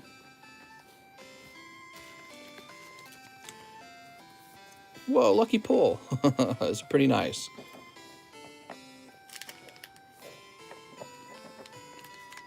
Any gold Muse? We pulled a shiny Magikarp. No gold Muse, though. Any base set Pikachu? That's a base set Pikachu, right? Do you think Zard on this series price will go down? Very likely, yes. All right, that's for Caleb. Congratulations, Caleb, on sniping that Blastoise. All right, Blastoise.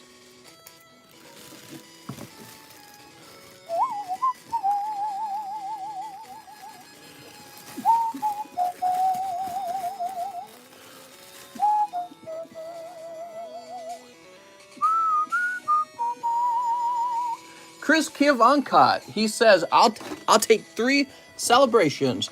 Mr. Chris Kielvonka, would you like to change your order?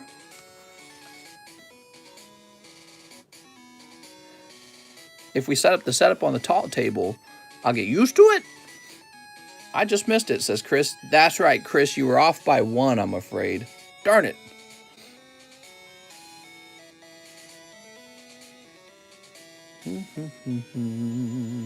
What do you think prices will be once they are graded? Hard to say, Mr. Rubin, because PSA grading is really expensive right now, and you're going to be covering that cost for the person who takes the risk on the grading. All right, I think I'm just going to do an automatic refund. So this is part of the problem. Whenever you have this issue, we sit here waiting for the person to make a response, and they don't always make a response. Sometimes they exit the stream, or they're like, all right, I'm done. They go to the bathroom, and then we sit there for a while. So Chris, we've gone ahead and refunded you. James Gower says, use this $5 and my $11 of store credit. You got $11 store credit, James? Dimitri, Jeffrey, Ramiro, Anthony, Donald Story, Midnight. Let me check over here. He said refund? Okay, cool. Cool. Who's this, James Gower? James Gower does not say you have $11 of store credit. Where did we come up with that?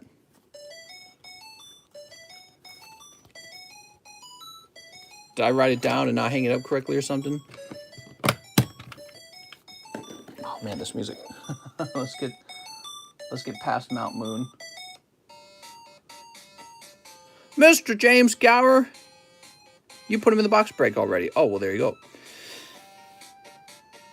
We have a new member, and it's Hisada V. What's up, Hisada? Thanks for joining, man. Glad you're here. We got Lou Bays next. He says, can I get 3 celebrations, 2 Lost Thunder spots, and a Shiny Star V, please? And thank you.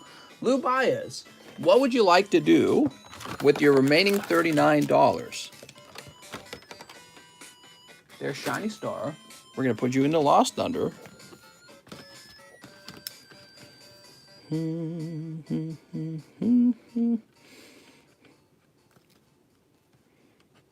There we go, Mr. Lou. You got spots 20 and 21.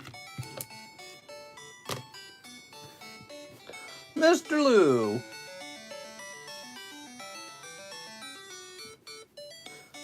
I think I'm going to get him an automatic refund then. Give me a minute.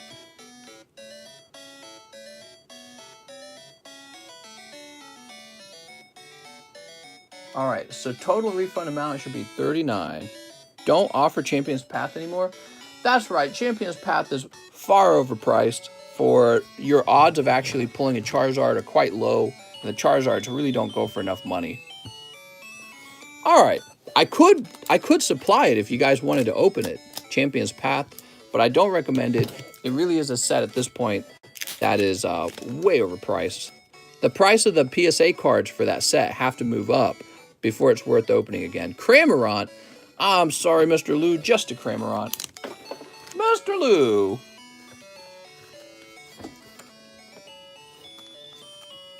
All right. Lou with an L, right? That would mean you're probably over here. Let's see if you mentioned his bag real fast. Mr. Lou. Luke. Lewis. Larry. Lou Baez. Hey, you got that beautiful slow, bro.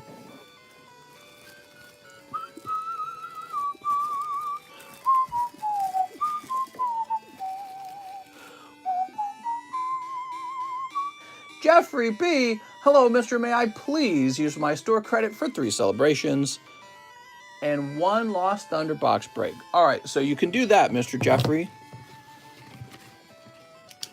This one's easy because it doesn't require a refund. Shining Fates and Hidden Fates are still OP. Nah, Hidden Fates is terrible. That's why we also don't offer that. And Shining Fates is not far behind. Extremely expensive, and really the value of the slabs have moved down. But also the problem for Shining Fates is that you don't pull the hits that often, and they really don't grade 10 that often. Jeffrey B. There you go, Jeffrey. So minus 16 bucks would be what? 60? You got 60 bucks remaining, Mr. Jeffrey.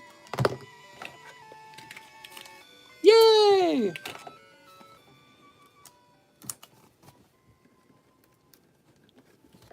Next up, we've got Robert Brown, who says Misty's favor. Here you go, Mr. Robert. 1 Misty's flavor. That goes to Robert Brown with an R. Let's find your bag.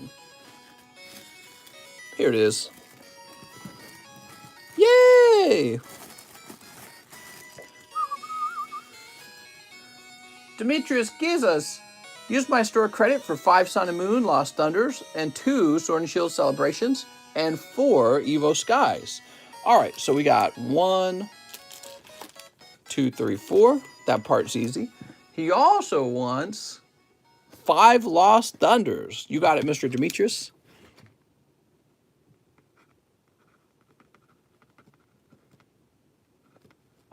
Oops, I misspelled your name. 1, 2, 3, 4, 5. So those are all for you, mister. I show my Misty off on Tiki Talkie.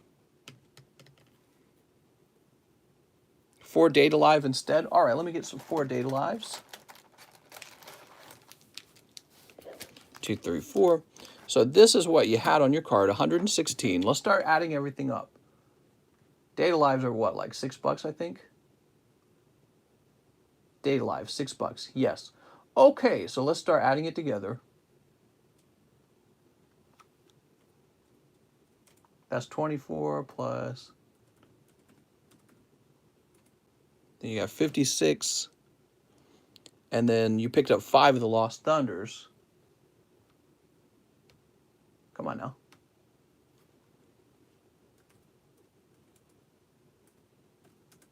You actually went over. Did you? Hold on, let me look at your order. Oh, and you, so minus 6. So it totals out to 130, but you only have 116, which means you're 14 over. So what I'd like to do is offer to remove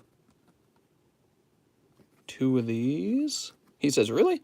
I'm pretty sure Data Lives are $6 a piece. That makes these 24.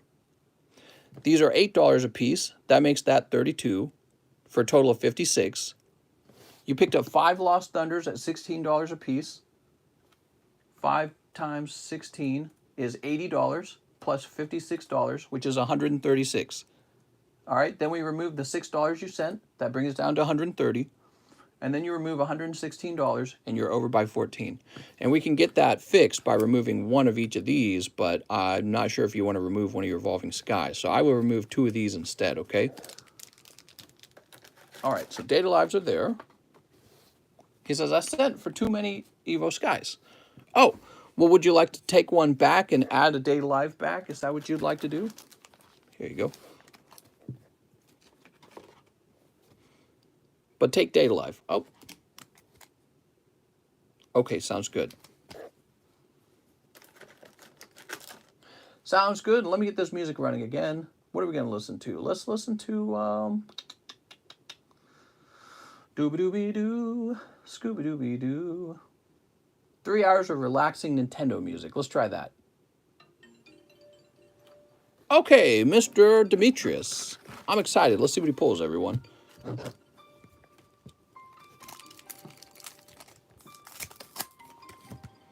Hi, Mr. How's the stream going? What's up, Sora Coon? Sneep.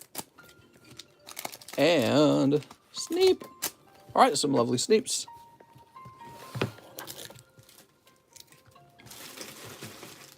Gosh, imagine if my wife had to host the stream. She would struggle so hard to find everyone's stuff.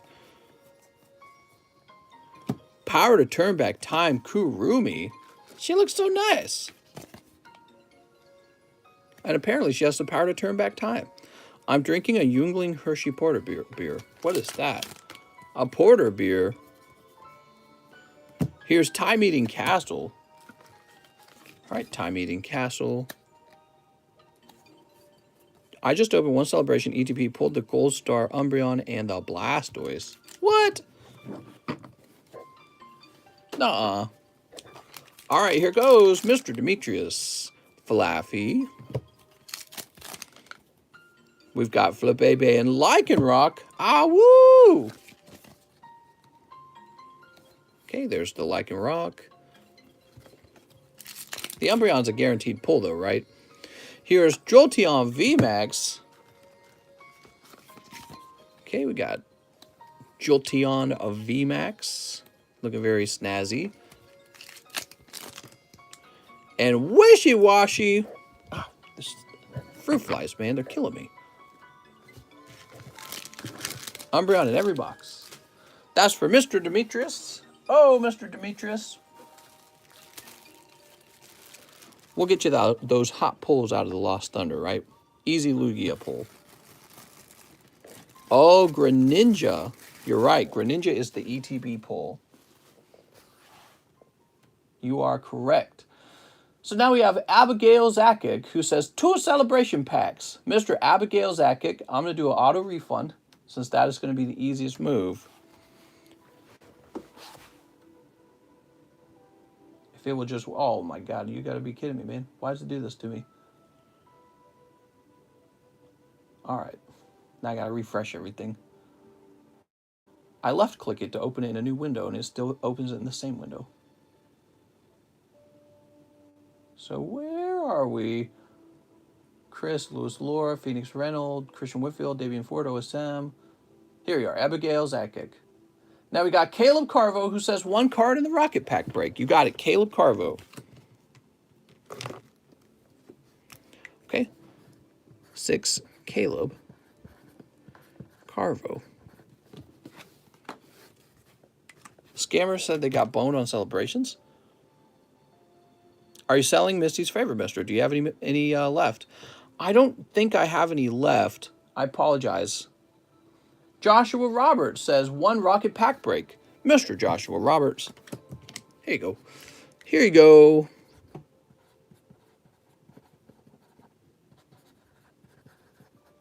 Wow, those celebrations went pretty fast, huh, guys? I sent more money for the difference in my order, says White Leather. So 1 Star Wars Galaxy 1, says Joshua Roberts. Can I buy one of them gray ninjas? I suppose you could. What would you like to pay? How much would you like to pay for him? What is he going for?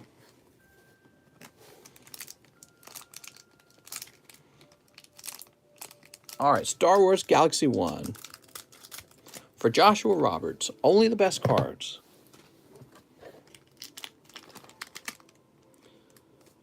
Japanese Rainbow Glaceon GX a steal. I don't know if I'd call it a steal right now.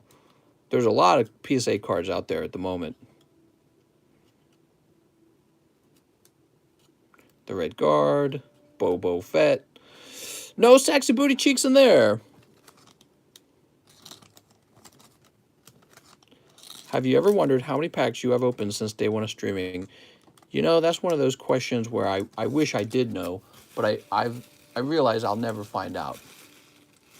Realistically, I will never know. Probably a pretty large number. Joshua Roberts. Could have sworn we just picked your bag up from over here.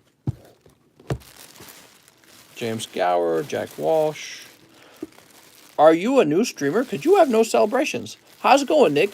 Nick, actually, this is one of the oldest pack-breaking channels for Pokemon there is. So we were doing this before anyone else, except for, like, PokeRev. He was doing this before me. Joshua Roberts. I swear, we just had your bag a moment ago. Oh, I see. So Joshua Roberts, we had your bag, and then we placed it down here. $5 for Greninja? Is that what he goes for?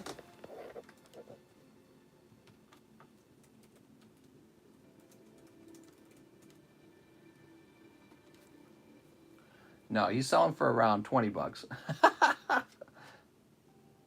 Let's see. It looks like I can do $20 for Greninja. I like how you didn't mention whether or not that was the cheapest buy now price. You're just like, $5. So after that, after Joshua Roberts, we have Mr. Cheese. He says 2 in the Lost Thunder box. You got it. Mr. Cheese. There we go. Yay! We had 5 ETBs, and that was it. Jay Murda says, take from credit. Mister, I don't know who you are. Again, I don't memorize your PayPal name with your YouTube name, so I don't have them like memorized together. I apologize, but you guys, when you're making a message, you have to tell me who you are. Ricardo Marquez says $155 to the Tyranitar slab away. You got it, Mr. Marquez. Give me a minute. Let me jump over there. Says that you have a Scyther, not a Tyranitar. Maybe that's what you meant, though. And then he said $69 to celebration packs. I don't have any more. So let me just, first of all, let me go ahead and remove this from your Scyther card. We'll start there, Mr. Ricardo. $155.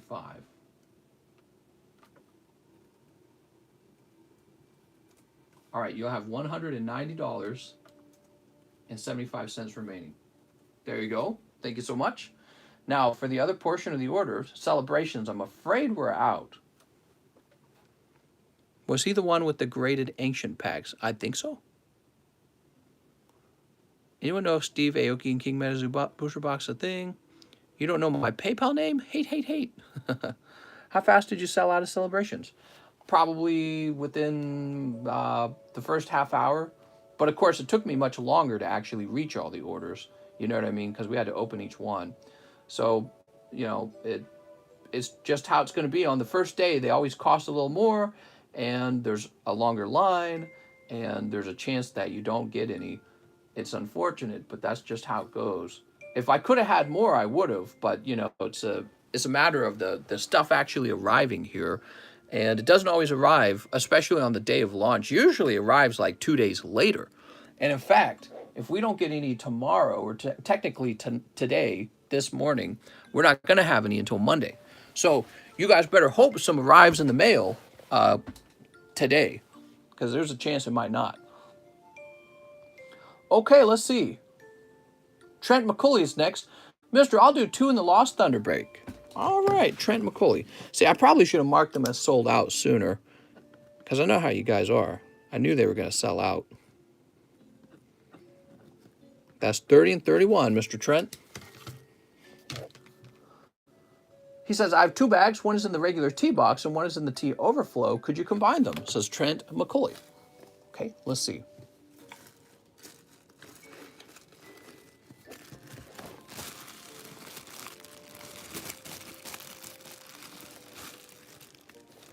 Any spot left? I might get some.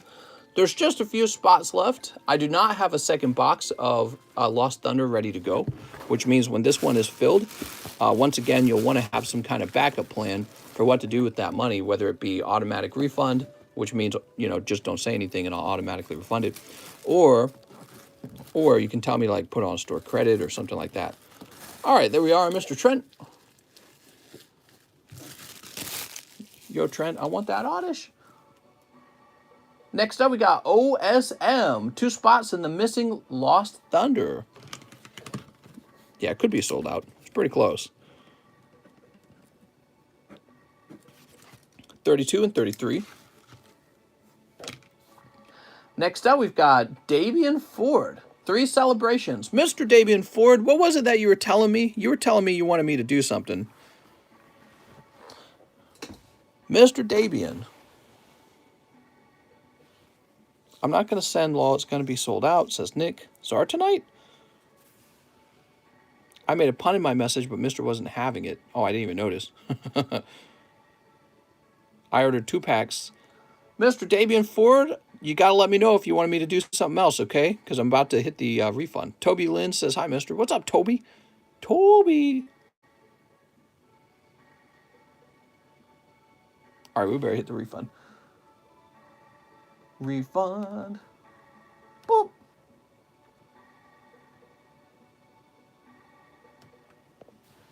Hey, it's me, Damien. All right, after Davian, we have Christian Whitfield. Mister, can I get 4 spots in the Lost Thunder box break and 1 celebration pack? I have store credit, and if the Lost Thunder is sold out, just give me store credit. Well, the funny thing is, the Lost Thunder's not sold out, but the celebrations is.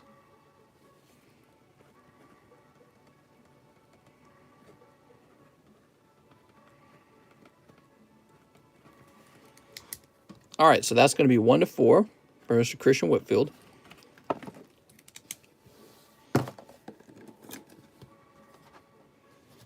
Let me just see what 16 by 4 is.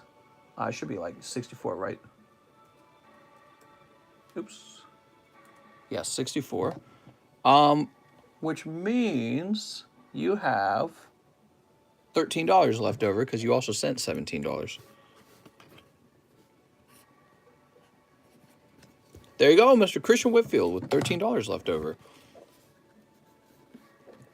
All right, we're nearly done with the Lost Thunder box break. Corey DeShane says 3 celebrations. Mr. Corey, what can I do for you, Mr. Corey? Hoping for Rainbow Shuckle.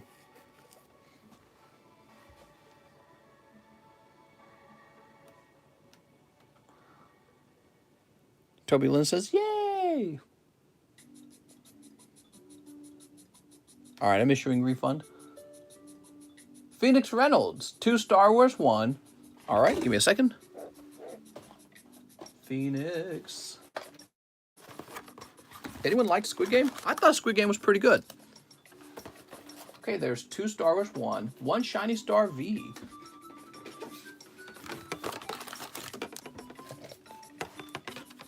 And one live Lost Thunder. That's what I'm trying to say. 1 Lost Thunder.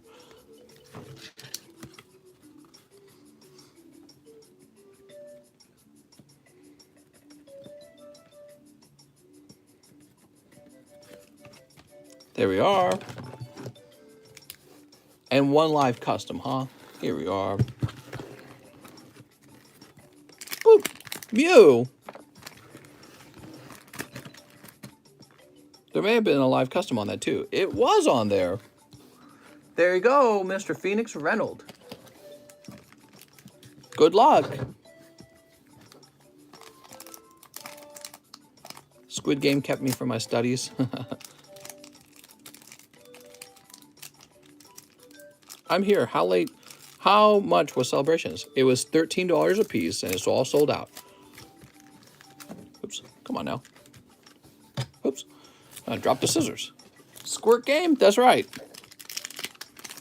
I watched Squirt Game. Okay, you got this pilot with this thumb up. All right, no sexy babes in that pack. What's up, Josh? Next pack. Boba. The Goblin Monkey. Oh, and R2-D2. Squid Game will be the most used costume for Halloween. I didn't think of that. That's a good point. And finally, Urshifu. Nice. Shiny Nickit in that booster pack. Beautiful, man. Loving it. $13 and still sold out. Well, I only had 5 ETBs, but yeah, I mean, there's a line of people who came in after. Also, there was a 3-pack limit, too. 3-pack limit to try and slow people down. It didn't really slow anyone down. Phoenix Reynolds, you're going to need a second bag now.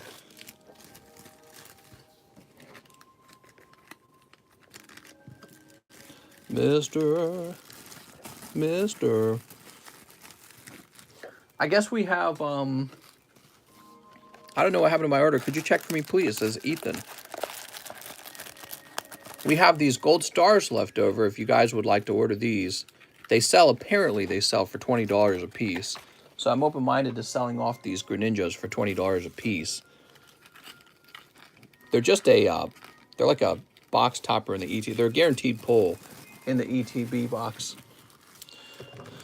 Phoenix Reynolds. Here you go, Phoenix Reynolds.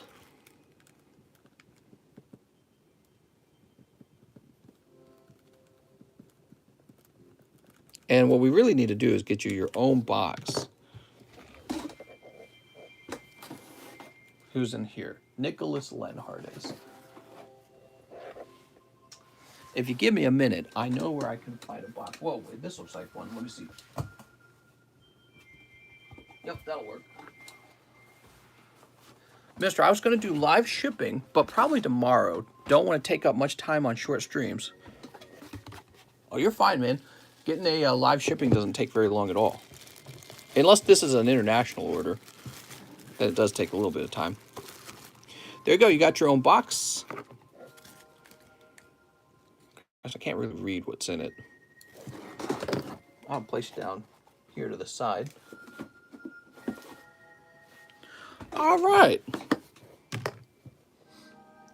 Louis Laura's here. Mr. Louis Laura. He says, 3 celebrations. Crossing my fingers for Mew Gold. Please also donate my old holos and reverse holos. How's it going, man? Mr. Louis Laura. So Louis Laura, as you know, we are all sold out. Hey, mister, for my order, I'd like to buy 5 Data Lives and 1 Evolving Skies. I did not place a backup for my order. We can do that, mister. So 5 Data Lives and 1 Evolving Skies. 1, 2, 3, 4, 5. Sweet. That's the way to do it. Very fast response. All right, so Sneap. I got my Mew pack. How do you post on Discord pictures and stuff? What's this question? I'm new to Discord. So Discord gives you an option to post pictures, but be sure not to use the channels to sell goods because that's against the rules. You'll want to check the rules channel to make sure you don't break any rules. But that's pretty much the most common rule to know about. All right, here we go. We've got Lonely Eyes. She's so lonely. There we go. Yoshino. Did you open my pack, Chris Gomes? I did not. What was it that we owed you again? Could you remind me? You said it in a message, I believe. For the Skies and Sword. Okay, for the Skies and Sword. Can you pull the gold stars in the live customs? I could. All right, here's Important Promise. Toka. Boop. Oh. Out of the Bath Origami. Swimsuit Yoshino. Well, we're looking for the signature cards from this set, by the way, guys. Very long time. I need them pokies.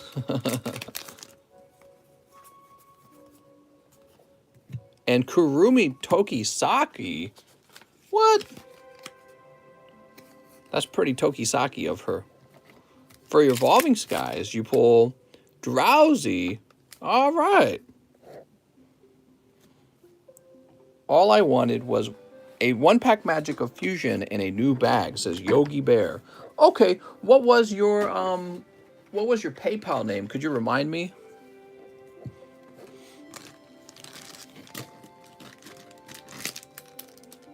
Oh, I see what you're saying, Kyle Sexton.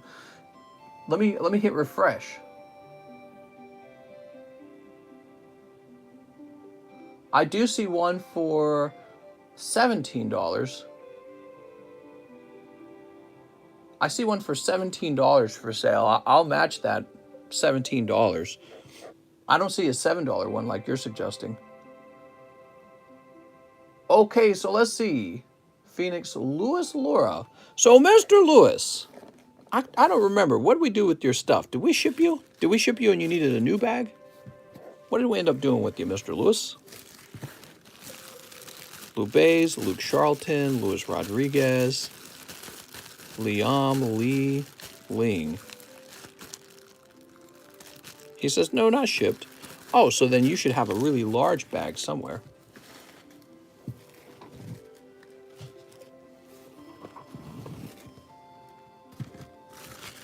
Ah, you're back here. Yay! Mr. Lewis. There you go. Very nice. Glad you're around, man, because I was getting a little worried about your bag there. Okay, and now we have Chris Kiovankat. Mister, I'll take 2 Data Lives. I'd like to purchase more, but I have to budget my money to get a case of VMAX Climax in December. What's up, Chris? Chris Kiovankat. Christopher Gomes, says Yogi Bear. All right, sounds good. And we did not have a bag for you, right? So Yogi Bear. I'll sneak this open. You're saying, why am I opening this for you? Could you explain, Mr. Chris, why I'm opening the Christopher Corolla, Christopher Kim, Carlos. Wait, did he say I need a new bag? No, he didn't say that.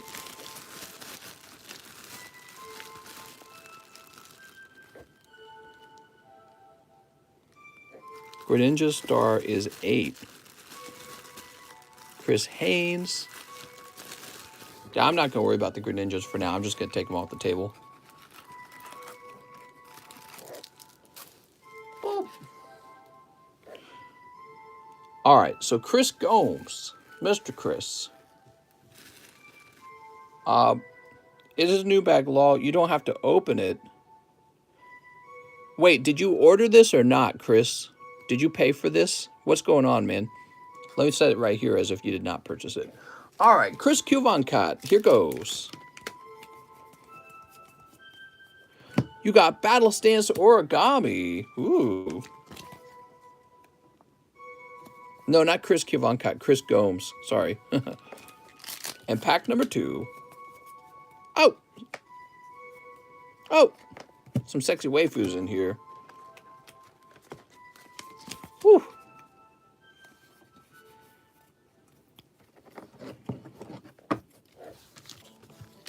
And we'll toss this down here. Cool.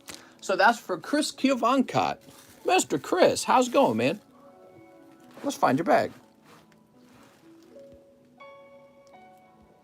Mister, I don't know what happened to my order. Could you check for me, please? Thank you. I have the same PayPal name. It says Ethan Harala. Ethan, you can always check your own PayPal to make... Oh, it's right here. You're like 5 orders away, man. That's all. Just a busy night. Going well, just tired. Hope your back is better. Oh, thanks, man. I hope so, too. So, Chris Cuvoncott. Let's find your bag, Chris. He paid for the fusion. Well, I'm waiting to see him say that. You guys are saying it. Mister, is it tougher than yesterday? It is better than yesterday, yes.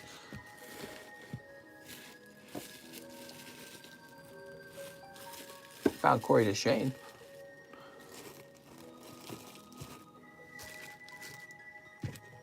He did say it law. Where is he? I might have missed it. Sorry, keyboard did something weird there. What?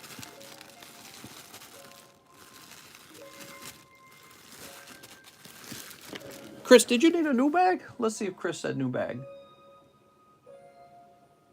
He didn't say new bag. Early stream yesterday, you refreshed PayPal, but I was not there to fix my order notes. Yes, I paid, says Yogi Bear. Okay, here we go. Mr. Yogi Bear, you pick up a Boltund. Nice.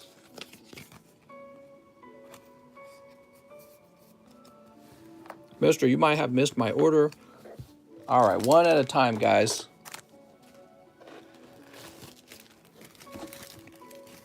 This is really chaotic.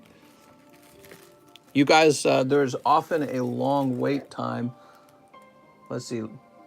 Lewis Laura had Corey DeShane, Phoenix Reynolds, and then Lewis Laura.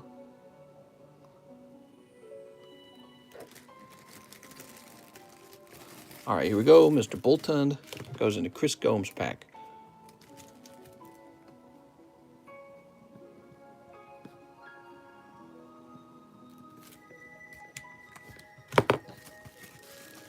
All right, Chris Gomes. How about Chris Cuvoncott, though? We did not find Chris Cuvoncott. Carlos, Christian Whitfield, Carlos, Christopher Michael. We'd already checked here. I felt like you had a large bag, Chris Cuvoncott, but maybe we had shipped that and you got a new, smaller bag. But I didn't see you in either of the other holders. He says, I do have a bag. All right, so I'm not going to give up yet. Let me think about it for a second. Let's double check in here. I haven't shipped, he says. Carl, Corey DeShane. Well, that's interesting that Corey DeShane's there. Here's Mr. Muron, Cody Rogers, Chris Haynes, Carlos Castillos. Okay, Sonny Rick. Let me ask you a question, Chris. Do you have any sports cards? Okay, Hill, Chris Carolla, Christopher Kim, Carlos, Cody.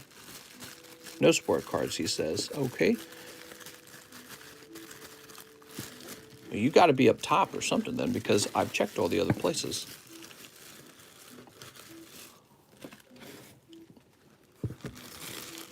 We got Cheese. We got Corey DeShane. So Corey had 2 little bags running around. Let's go ahead and combine them into one fat bag. Approaching the 3-hour mark. Really already? It doesn't even feel like 3 hours. Christopher, Alexander, Connor Gillespie's in there. Okay, we're checking the last bag. Here's an Alexio Alvarez, Cameron, Augustus. So for the sake of moving on, Mr. Chris Kiovancott, you're getting a new bag, which means if you already had a bag on the table, you're going to have 2 bags. Wait, is it going to be over here? Dave, Andrew, Raphael. Oh, I found you, Chris. You're good. Whew. Mr. Chris. I forgot we even used that overflow spot. Yay! All right, no second bag was required. Carlos Rivera, Rocket Pack Break. All right. Mr. Carlos. It's going right into the Rocket Pack Break.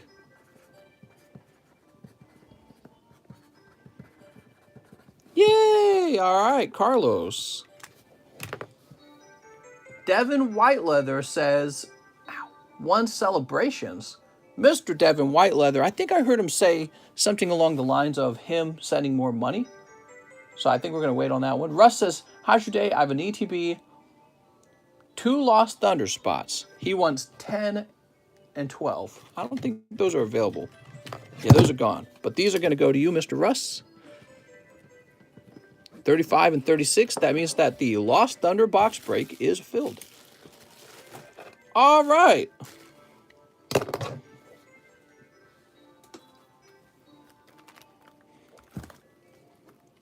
Set this to the side for now. Ruben says, no, I'm sorry, guys. Russ also orders 2 Data Lives. Why don't we get these out of the way, Russ? I sent more for the last spot.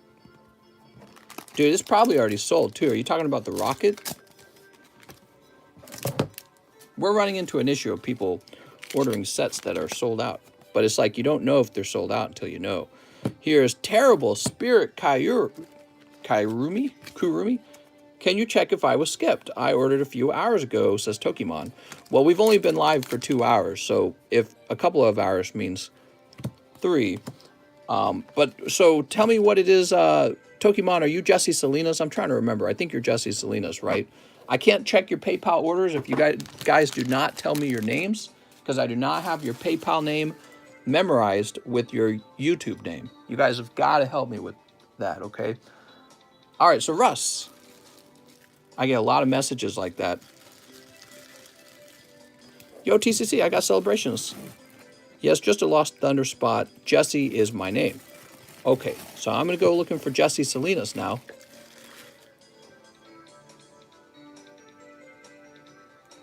Jesse Salinas, you're like 10 orders away. You want to see? I'll even show you.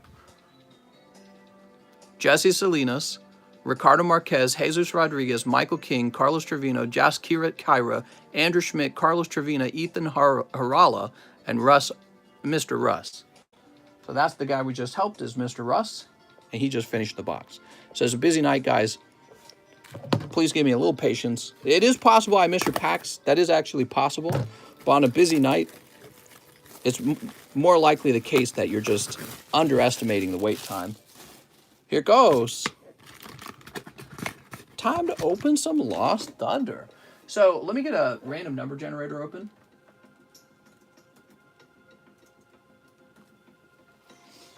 All right, and we're going to set it to 36. Oh, I didn't know that worked. Weird. All right, here we are.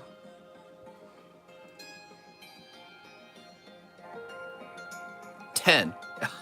That's wild. We hit generate and it said 10. So what that means is we start the box break on number 10, and then it wraps around. Number 10 is Kevin O'Neill, okay? So Kevin O'Neill gets the first pack on the left side of the box. Good luck to Kevin O'Neill, 10.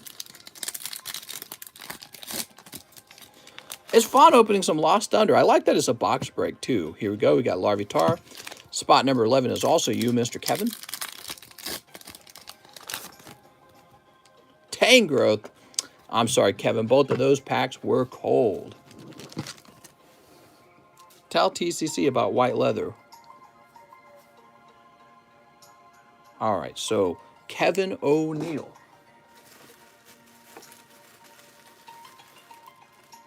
Here we are.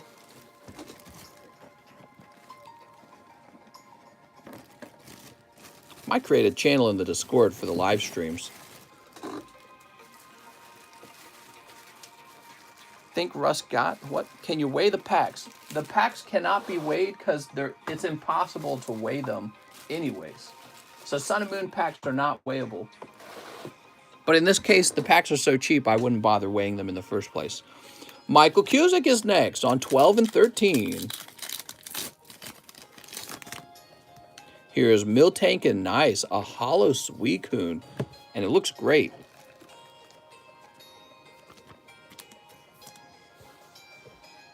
White leather sent money for the last spot. What, in here or in the rocket pack break? All right, so spot number 2 for Michael Cusick. Here you go, Michael.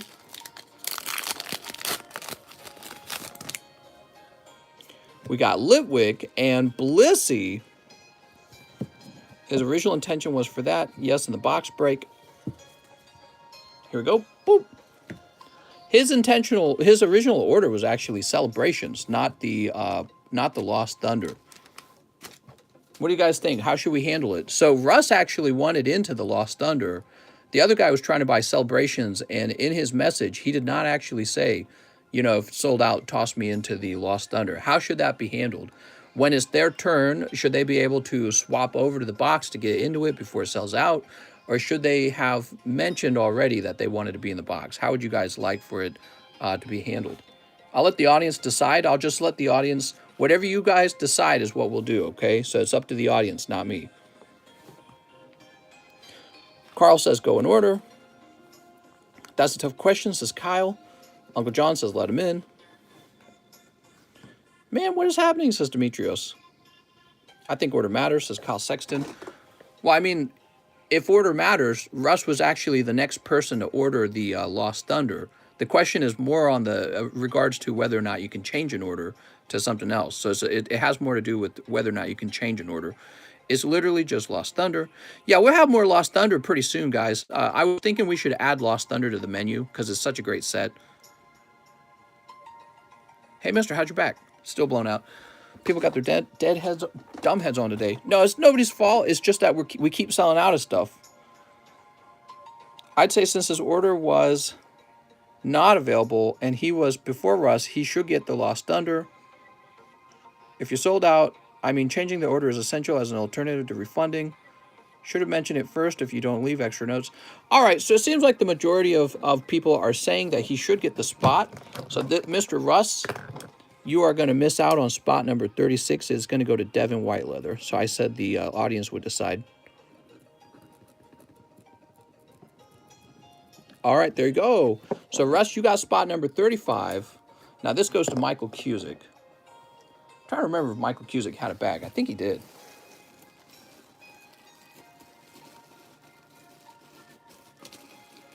Yes, Michael Cusick has a bag. Cool.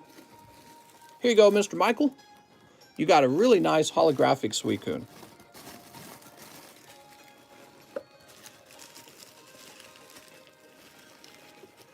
All right. Alan Doan, Mr. Allen. What is the hit for this pack? A really fancy Lugia is in this set, and he's worth like $1,000. You got Heat Factory. That's not the Lugia. Rainbow Shuckle GX. The box already open. Oh well, says Ruben. So this goes to Alan Doan. Now, was it that Alan Doan needed a new Russ says, I'm kind of upset now. I'm sorry, Alex. Well, we let the audience decide, Alex, so it wasn't up to me, okay? Because either method would have been fair.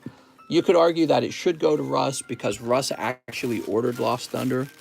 Or you could argue it's a first come, first served kind of line where if one product sells out, they should be allowed to buy the next product.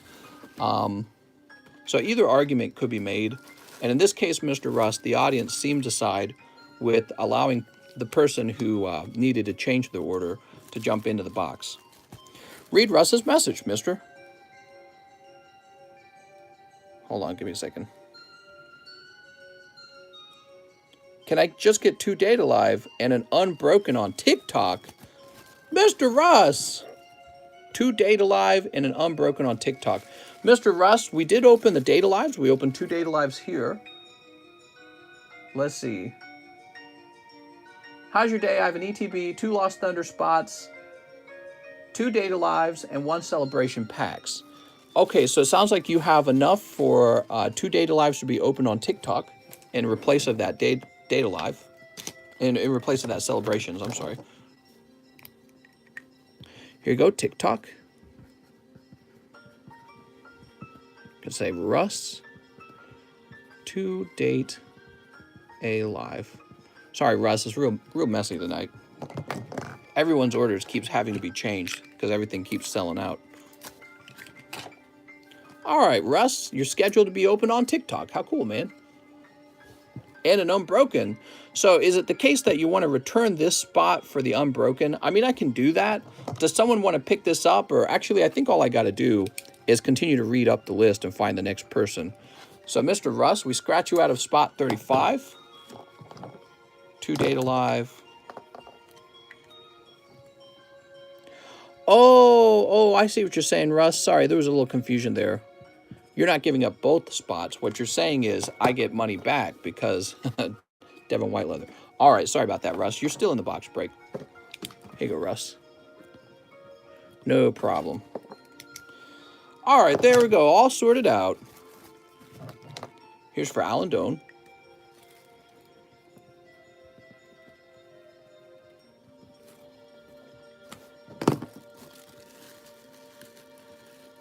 After Alan Doan, we have Wes Donini. Russ is like, I'm confused. I know, Russ, I'm confused too, man. What do I think of MetaZoo? I think it's overpriced. You know, you've got a lot of brand name sets of cards out there, and they're much cheaper than MetaZoo, and MetaZoo's just a made up set. Persian, that only just came out now, but I think it's basically being pumped by influencers, and it makes me think of a pump and dump scheme. That's what it makes me think of. Although it might not be an actual scheme, it's playing out in the same manner, meaning that there's a lot of people buying into it, and very quickly they can find out they have no way to sell out of it when they want to. All right, that's for Wes Donini.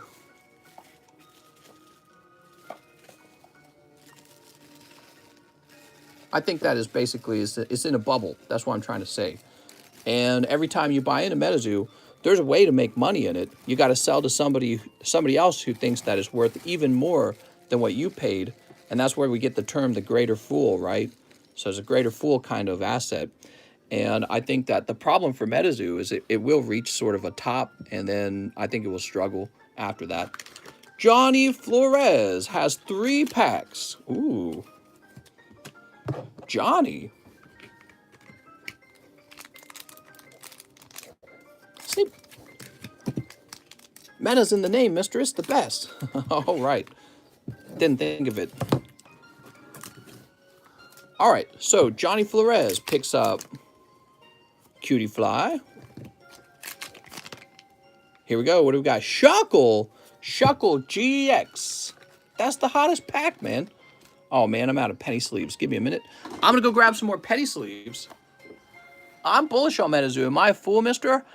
You might be, but are you the greatest fool? That's the question. So some guy will overpay for it inevitably, and then it's going to fall, in my opinion. I think it'll fall pretty hard over time. I'm going to go grab some penny sleeves.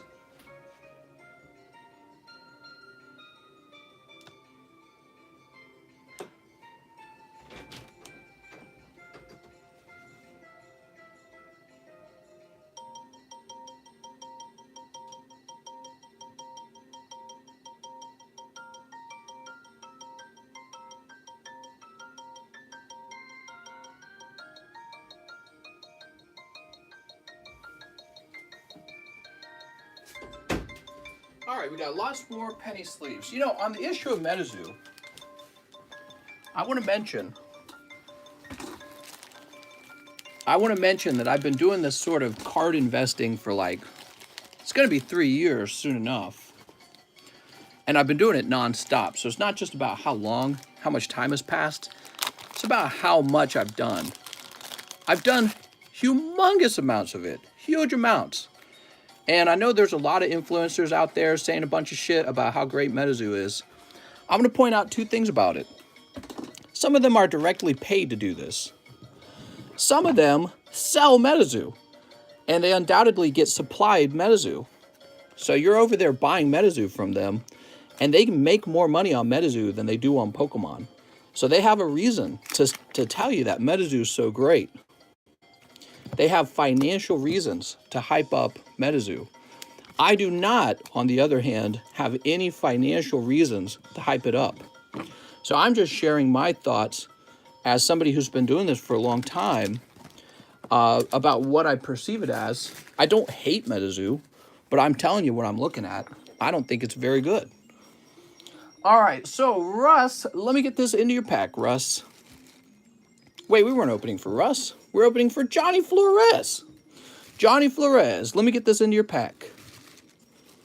And I've talked about my concerns before. My concern is that, the reason Pokemon cards will sell for thousands of dollars, which if you think about it for a while, that's crazy that pieces of cardboard sells for thousands of dollars. But there's a good reason for it. It's because it's driven by nostalgia, which is a very powerful feeling. Nobody has nostalgia for Medizu. And so I believe the only thing driving the price on Medizu right now is hype from social media. That's literal pump and dump.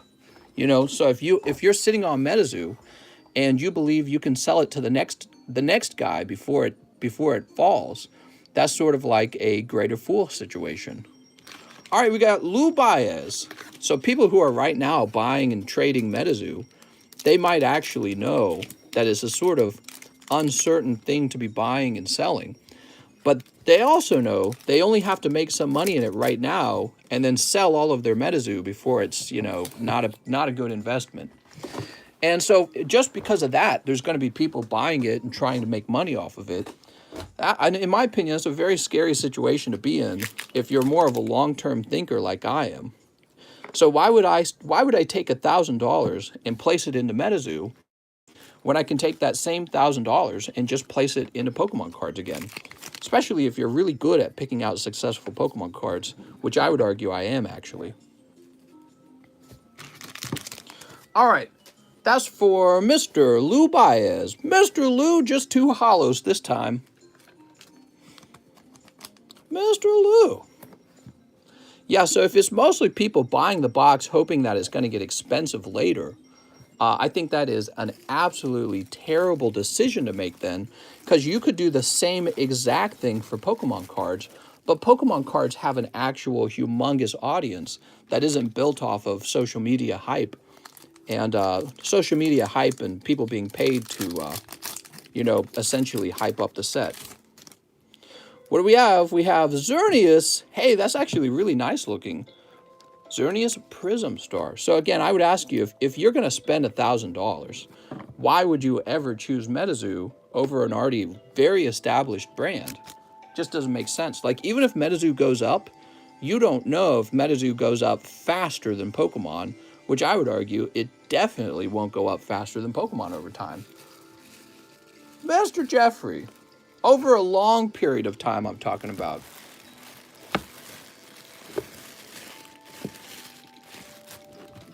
Prism Star cards need a break? What? I don't see children buying Medizu. Yeah, I think it's mostly adult men hoping to gamble on becoming wealthy on, some brand new set that rich people haven't already bought into yet. They're going to go, oh, I'm going to be a first mover in Medizu. But you have to remember, the real value of a collectible is that there's actual collectors who want to put thousands of dollars into the card and keep them. So, Mr. Jeffrey B. Jeffrey B. Where am I going to find you? Check over here real fast.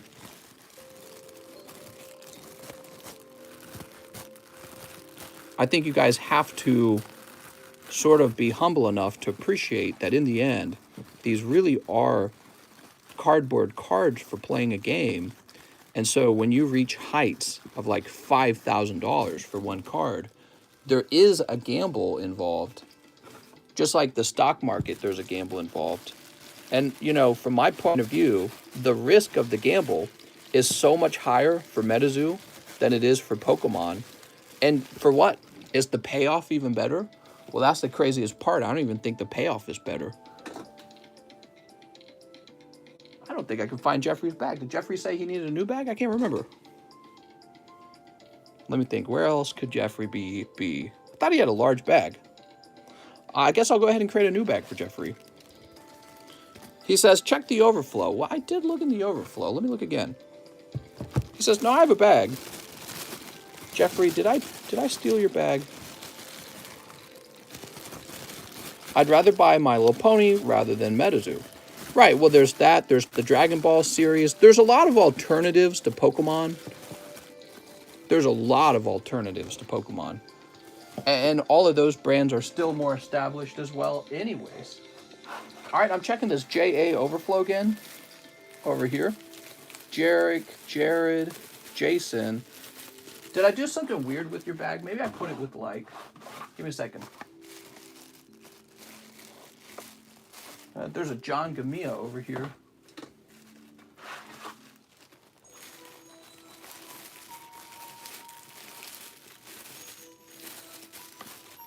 Man, some bags are so hard to find. Why are some bags so hard to find? Let's see if you're over here.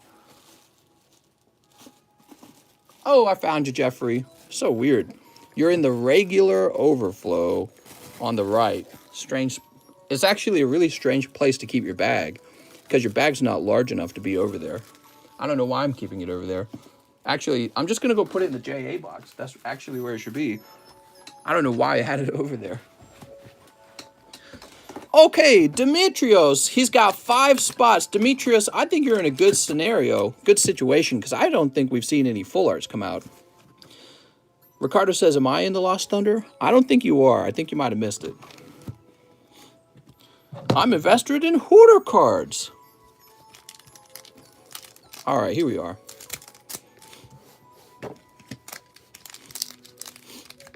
Sneep. And Sneep.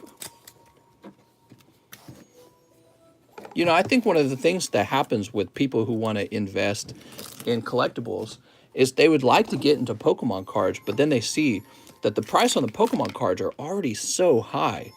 The price on the Pokemon cards have already been driven very high, and they're worried that if they got in now, they'd be buying at the peak. So they look for other sets to buy into. But I think one of the problems with MetaZoo is everyone also kind of knows about MetaZoo. MetaZoo's getting hyped up, just like Pokemon. For all you know, you're buying the peak right now. That's the other crazy part. So when I look out at MetaZoo, I'm asking myself, is this the bottom or is this the top? And to me, it's looking a lot like a top because everyone's talking about it. And I found in my analysis of my cards, my best buys were almost always something that nobody was talking about at the moment. By the time everyone knows about something, there is a point where the price is like already topped out. And if you're buying out at that, or if you're buying in at that point, you're going to suffer. Demetrius won Zorora. I'm sorry, Demetrius. No crazy full art. Oh, my lord. I thought that was going to be the card. The round. Cheese might have a shot, though. Let's see. Cheese got the next 2 packs. Good luck, Cheese. Demetrius says, well, damn it. If I get a Hoppip, can I keep it? Says Phoenix. Are you on there? You got 1 spot? Okay. I'll try to keep an eye out for that. All right, we got Wurple and White Kyurem. Cool. How about pack number 2? Anal Bee Onyx. Woo! There you go, Mr. Cheese. Just some cold ones, man. I'm sorry. Goddamn, dude, my back's really hurting. All right, Cheese. We got to get through this stream, though. It's a Friday night stream. How much celebrations? Oh, I'm afraid they're all sold out, but we were selling them at about $13 a pack earlier, okay?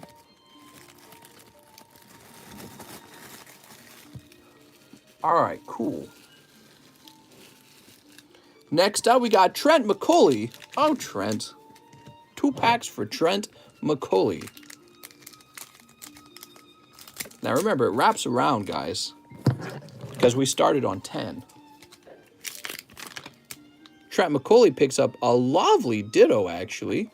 Ditto Prism and Jigglypuff. That's for Trent. Oh, Trent. Gotta get some icy hot for yourself. That's true. What? If I was to invest in something that was not Pokemon cards, I could see myself getting into coins, actually, a little bit. I do kind of like collectible coins, I've realized. They're pretty neat. Did you guys see this coin? Let me show you again. This is from the Royal Mint in the UK, and it's called the Queen's Beasts. And that's a silver coin, pure silver, and it has all these royal beasts on it. It's really neat. So I really like that. I like that those get really expensive. I bought a $3,000 gold coin, and it's on the way over. OSM. That's a dope coin, says Josh. It is pretty neat. Sneak. So, you know, I could see myself getting into coins. The other thing I could see myself getting into, let's talk about cards, though, not coins. My second choice would probably be... Think about it for a minute. I could see myself doing Star Wars cards, because Star Wars is a pretty powerful franchise. And I don't see them slowing down. I see them speeding up. So Star Wars is a pretty safe bet. There's a lot of Star Wars cards out there that are already mint to go after. Ooh, nice. Full art. So you got full art Sceptile. All right. Beautiful, man. So who was that for? That was for OSM. He hits one of the first full arts. Hopefully multiple full arts. But yeah, what's important about vintage cards, you know, when it comes to modern cards, you'd think that even on a limited print run, oh, well, this card's going to be rare. But really, it's not. It's just not. Because that's one of the claims that you'll get from MetaZoo. Hey, man, there's not going to be that many of these printed. Yeah, but there is kind of. Because if a lot of those graded well, the population is still going to reach really high numbers. And what you really ought to be looking for is cards with the population that are under like 10, basically. You need to find really low population cards. And, you know, you're just not going to find that for any MetaZoo cards. 0 MetaZoo cards are going to be like that. Phoenix Reynolds. And another thing people don't understand with MetaZoo rarity is that they're going to keep printing it all the time, just like they do with Pokemon cards. It's going to go through MetaZoo inflation, right? Because they're constantly printing Pokemon. But the nice thing about Pokemon is there's such a large fan base out there that the fan base can just gobble up all the cards. It's not hard. And what you probably will find with MetaZoo over a longer period is that it's actually much harder to do that when you have a smaller base of buyers, which I believe that MetaZoo does have, a smaller base. Okay, so I believe Mr. Phoenix just got his new box. Mr. Phoenix. Drifblim's a hit. Give me a second. You want Drifblim?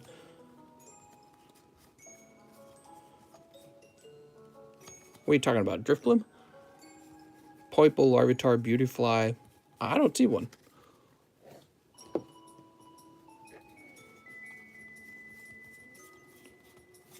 I buy Pokemon's Final Fantasy and UFC.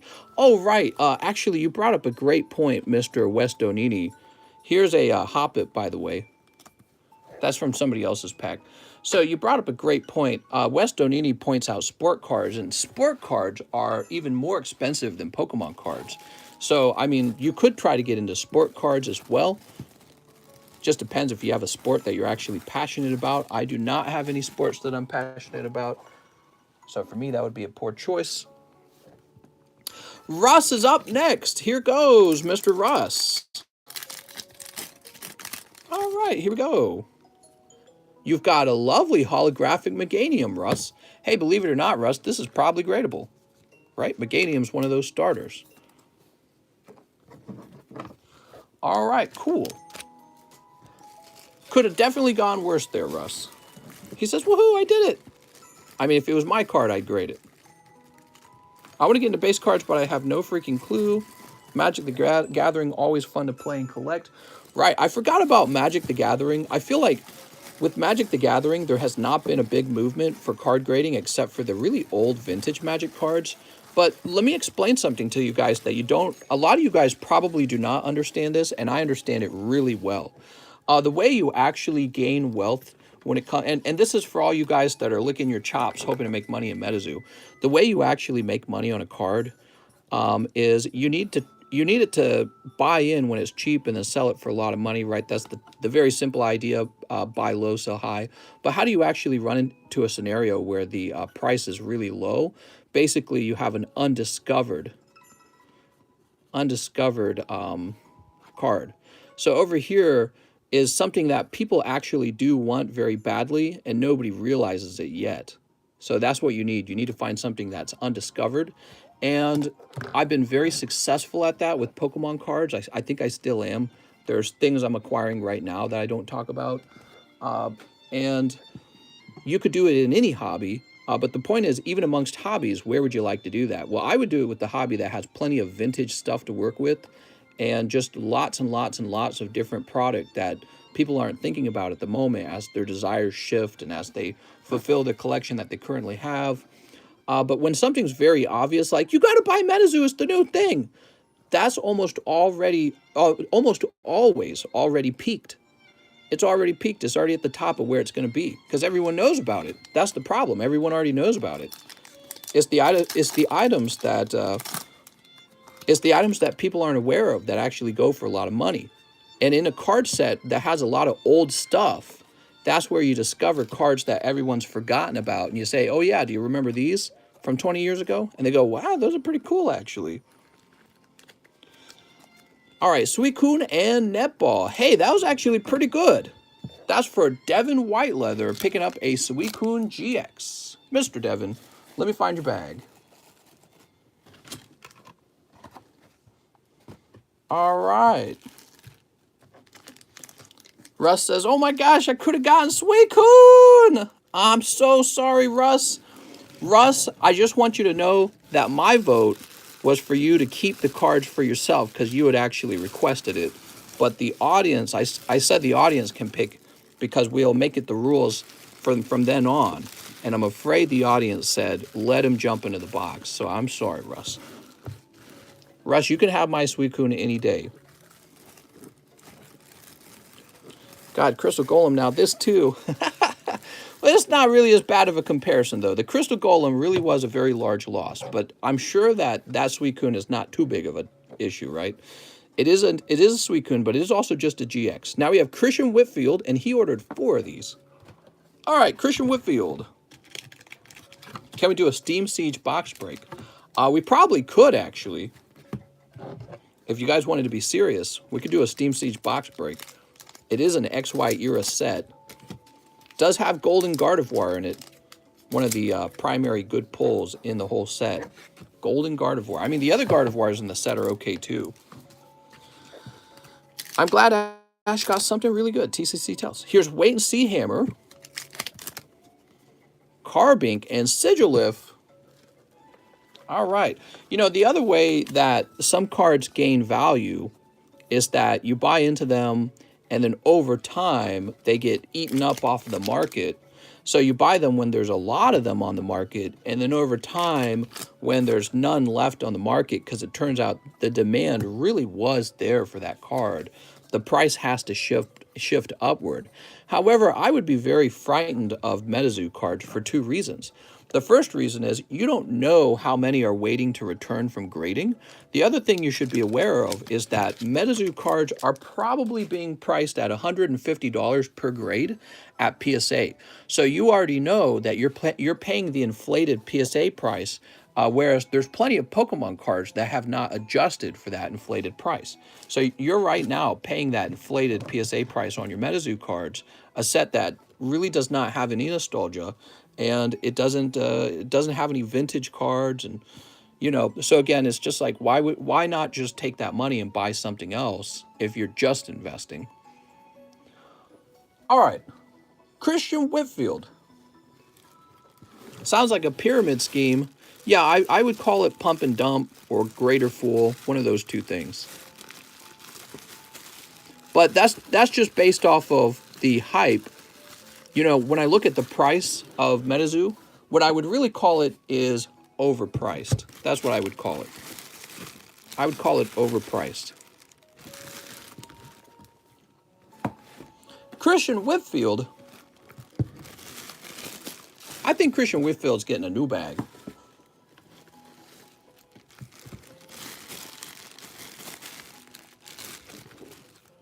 Mr. Still don't know what MetaZoo is. I've looked at it, trust me. Yeah, I've analyzed it. There's Pokemon cards that I think are overpriced too. All right, here we are with Christian Whitfield. Boop.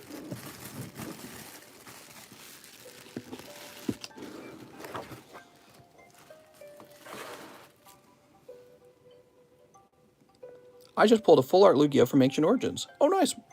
Nice, man. So next up, we got James Gower. James Gower. That's unknown for James Gower. Master James.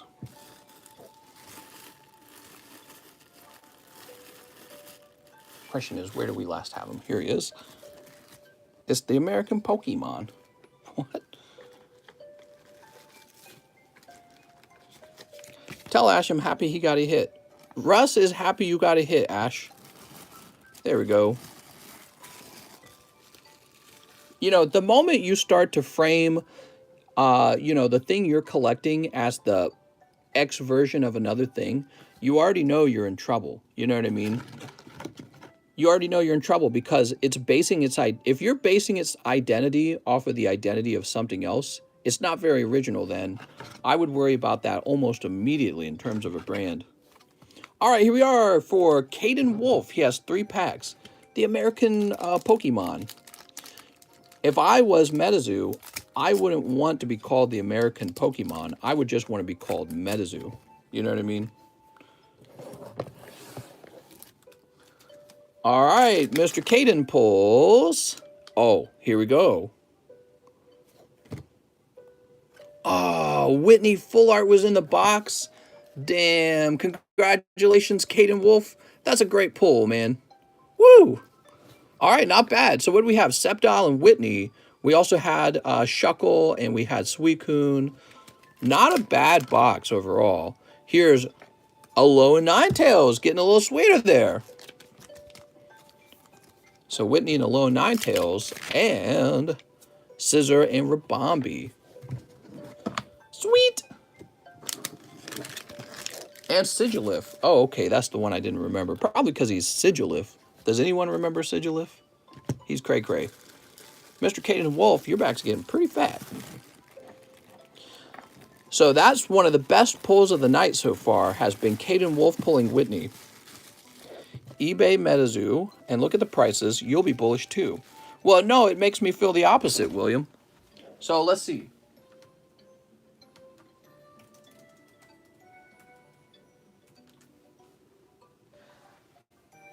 So you see a Mothman for like $3,000. Wow, $3,000.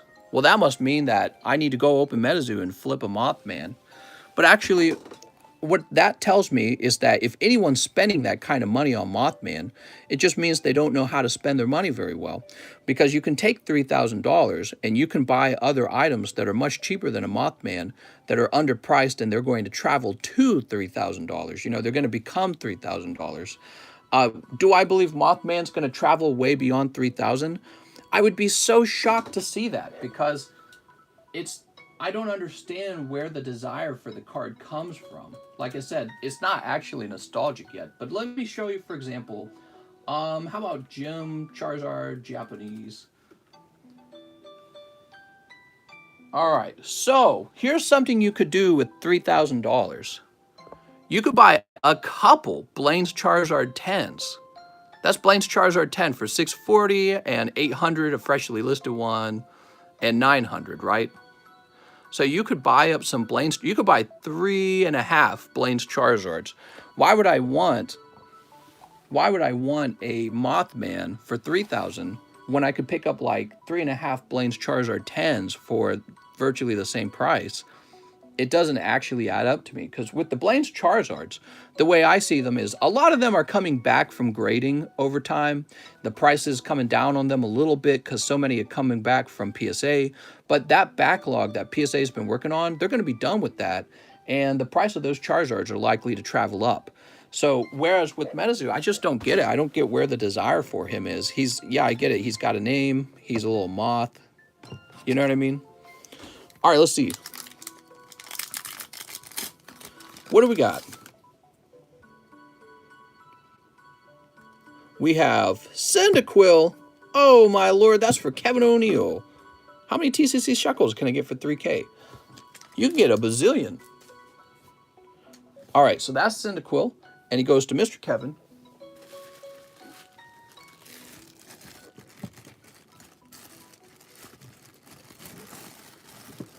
Can you spit in my hand for 3K?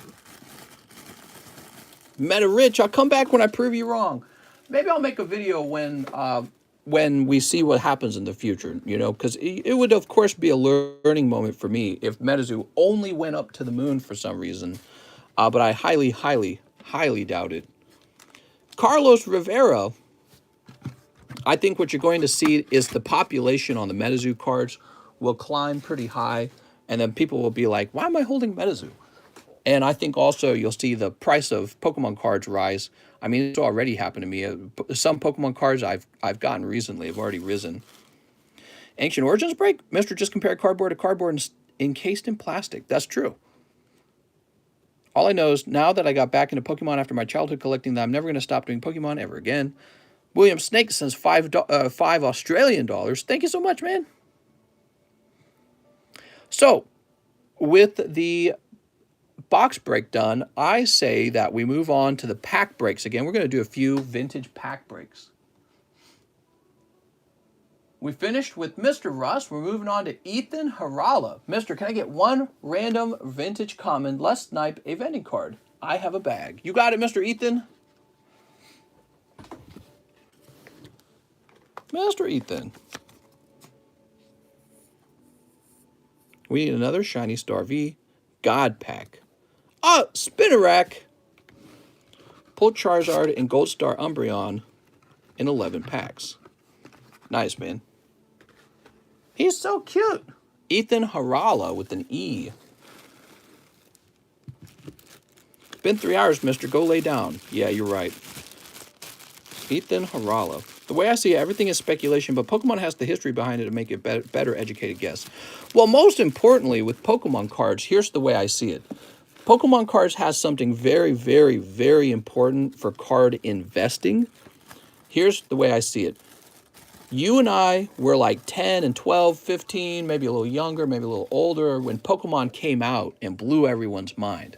So we have real childhood nostalgia for these cards, right? And I'm still acquiring ones that I had from my childhood. I still have a buy list. So we have real nostalgia for them. That took like 25 years to develop. And so you've got all these adults collecting Pokemon. We're going to move up to 60 years old and continue to buy them. For Metazoo, you've got a bunch of already adults buying cards. And unfortunately, when you're already an adult, you don't really develop the same nostalgia that you do as a child. When you're a child, you develop Christmas experiences, birthday experiences, maybe even religious or dating experiences that you never feel ever again. Because you have to have like the brain of a child to experience those feelings. And once you get old enough, it's not the same. You know what I mean? Like your first kiss with the girl you really liked. So that happens with cards too, in my opinion, with toys. It happens with toys. And people get very fond of old toys. That's not happening right now with adults who are buying Metazoo. It's purely speculative guys who are going, I'm going to make money on Metazoo. And even from a money perspective, a purely greedy perspective, I would place a better bet on Pokemon just because I think it's got a higher room to grow.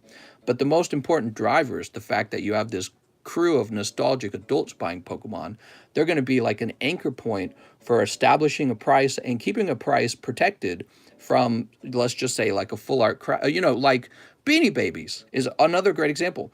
If you were buying Beanie Babies at the height of Beanie Babies, you'd probably look at people and like, you're a fool for not buying Beanie Babies. Nobody at the height of Beanie Babies thought that Beanie Babies would completely and quite literally fully collapse in price. And yet here we are, it did. And there are other collectibles that have done that as well. And MetaZoo is very much at risk of that for who knows how long before it's considered nostalgic. And who knows how many children have actually opened it. I would say a very limited number.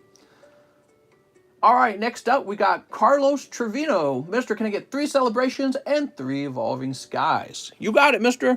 So, Carlos Trevino, did you want something else? Pokies will last forever. It will die. It's just a phase. It could be a phase.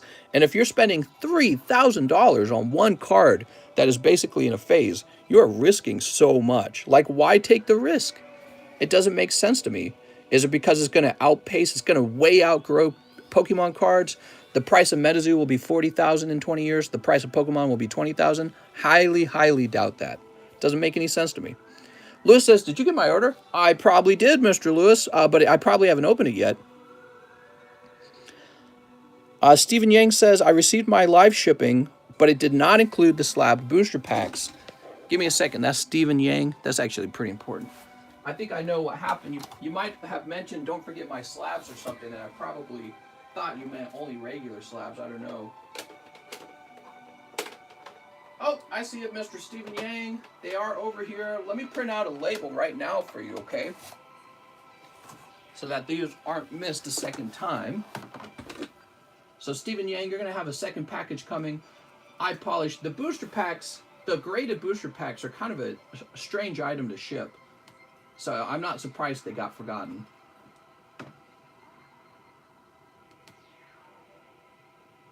All right.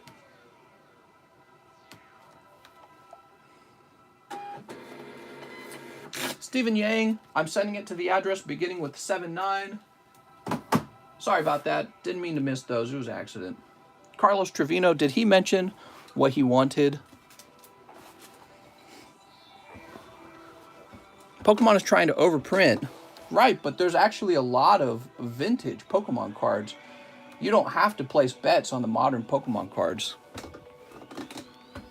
And we'll see how overprinting affects them. You know, I'm sure it's not going to be a good thing, but you never know. Like, there could actually be that many. There could actually be that many Pokemon card collectors out there that it appears to be overprinted when in fact it is not. That's yet to be seen yet, though. All right, there we go. Carlos Trevino. You got to remember that there's actually such insane demand for the cards in the first place. Right? So, like, the reason they're printing so much Pokemon is because everyone wants it. Everyone wants it. They're looking at the cards. They're saying, hey, that's fantastic. It looks amazing. I want one of those. And so there's actual demand causing it to be overprinted. So the question is, what defines overprinting at that point? Overprinting is when... Ooh, boost shake. Oops. Boost shake. Overprinting should be defined when they print many more cards than there's actual demand for. But as far as I can tell, based on how many people come back and open cards every night, there is demand for them. Cards can be priced really high and people will come back and still open them. So is it overprinted is a really tricky question. Another way you could look at it is that some cards are vastly underprinted, you know, like those Lugias you just saw on my desk earlier. Those Lugias could be going to the moon in a while. I don't know if Mothman's going to the moon. Will Lugia go to the moon? I feel a lot more confident with the Lugia.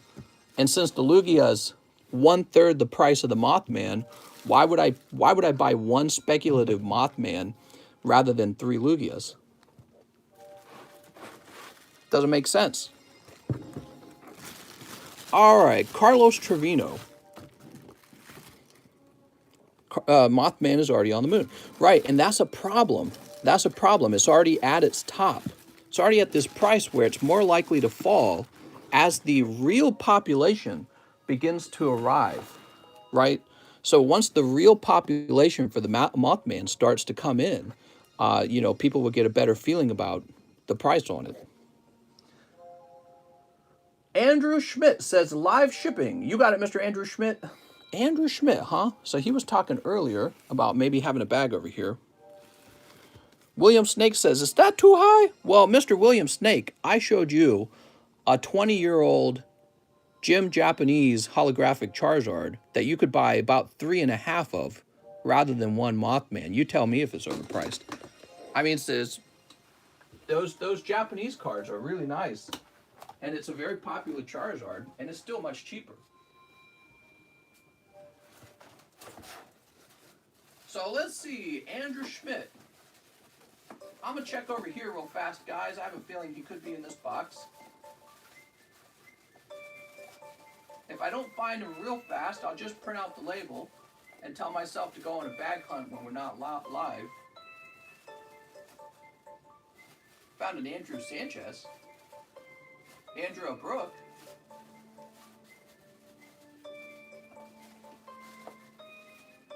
All right. I do not see Andrew Schmidt. Mastercaster. What are you talking about?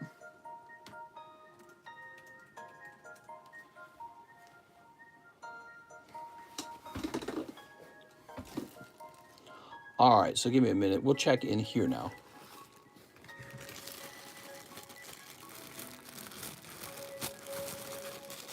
Ardenan. Alexander. You don't duel like in Yu-Gi-Oh! Or battle like in Pokemon, you jam. Alvin. Anthony. From a collector's point of view, I don't think anyone is too worried about how much the cards are actually played with. I think the collectors primarily look at the card as a type of art. I think that's the primary way they look at the cards. And Pokemon has some really gorgeous cards, you know? Some like startlingly good looking cards.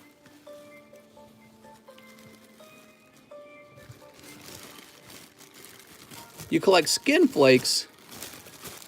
Are you like a gold member?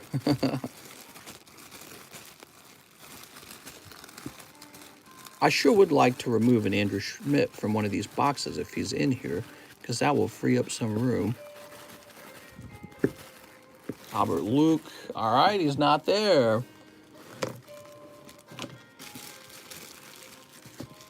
Chris Gomes, Christopher. Oh, wait, this is the C box. What am I doing? What am I doing? I just had a baby girl. Give me Pokemon cards. Arturo, Alex, AC, Alexander, Andrew Schmidt. Right here, in fact. Very good.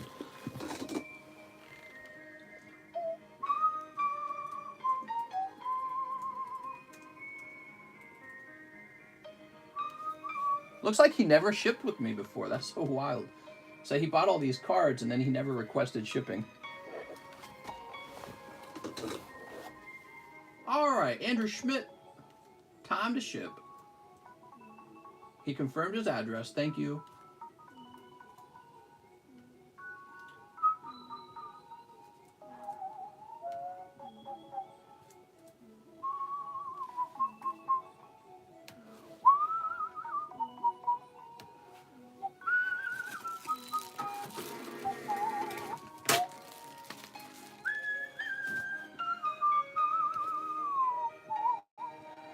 Now we have Jaskirat Kyra. Kyra? Hey, TCC, I would like to get the PSA 10 Charizard. You got it, man. Let's go grab it. Here it is. PSA 10 Charizard.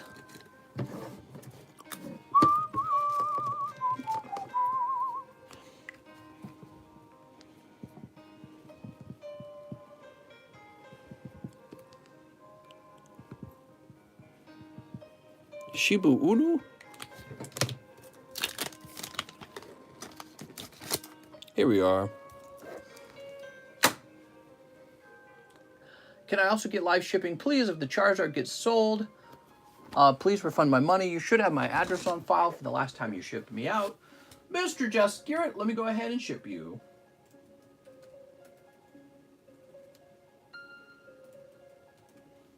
All right, so we're going to ship out your Charizard.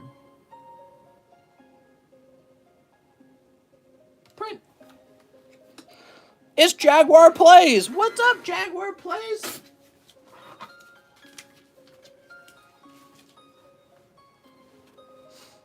Carlos Trevino says, Mister, can I get a spot in the pack break?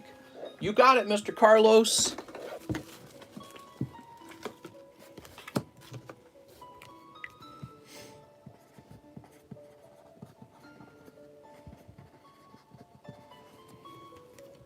Ship up 30% in the last day, Brad. Could happen. Next up, we got Michael King. Can I get 2 celebrations and 3 evolving skies? Mr. Michael King, what is it that you wanted me to do? See, this is why he's pumping it like it's Enron in the 90s. This is why when people were telling me what to do with their order when it was their turn, it was kind of like frustrating because I knew I wasn't going to remember. I seen Steve Aoki live in 2012. He was pretty lit. He did a front flip off stage. Nice, man. Just had my hair cut, mister, not my pee-pee. William Snake says, I'm sorry, mister. What? Yeah, you better be sorry. What are you sorry about? Look at that, guys. God, man, that's such a good-looking coin. That's a pure silver coin.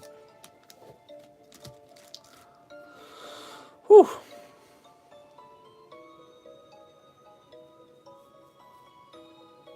All right, so I think what I'm going to do for Michael King, we're going to do a partial refund for his 2 celebrations.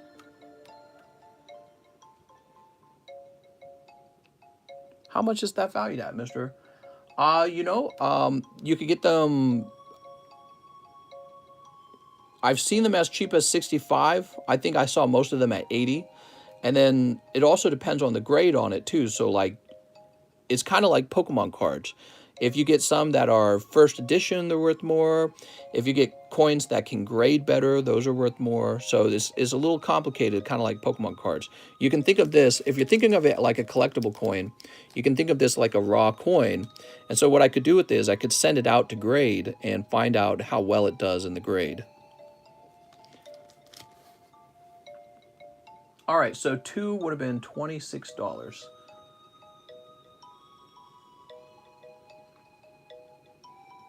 All right, there we go. So Michael King has been refunded. He says, I do have a bag. All right. But yeah, I was thinking maybe try out some coin grading. That'd be neat.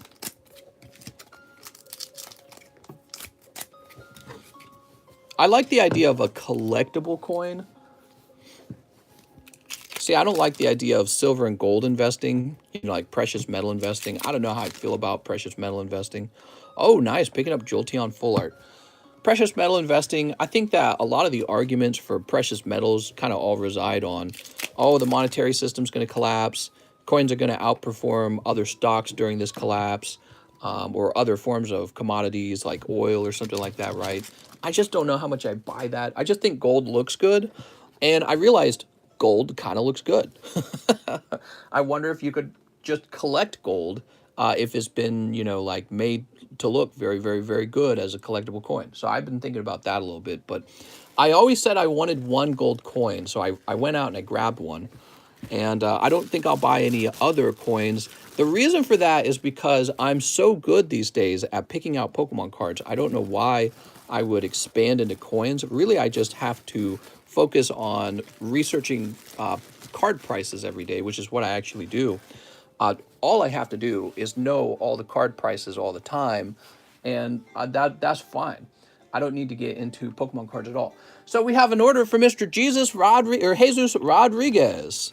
Mr. Jesus, unfortunately, it is a pending order, which means I cannot service it.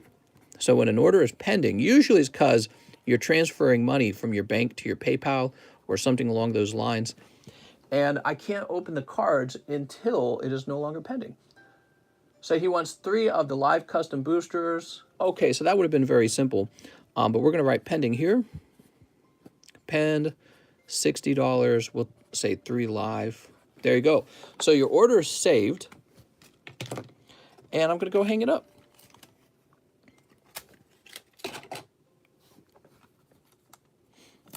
Just woke up and Celebration is sold out. I'm so sorry, mister. It's not up to me. I wish it was that I had tons of Metazoo and I wasn't sold out, because I would have happily opened some Metazoo for you right now.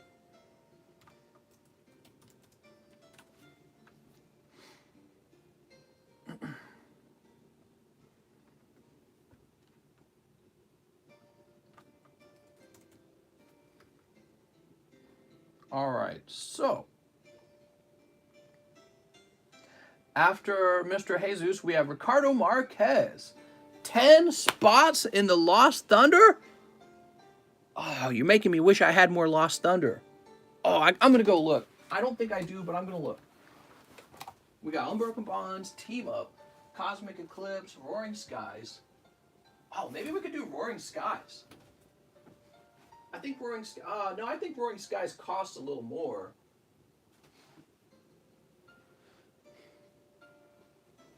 Where's my Roaring Skies at? Ugh. Maybe we do a Roaring Skies box break. Roaring Skies gives me a tummy ache.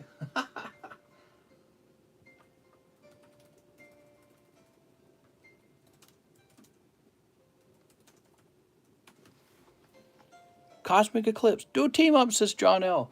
Well, we have Team Up available right now to open. Team Up doesn't need a box break at the moment.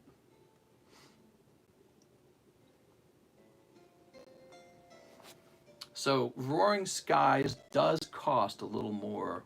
That is the problem here.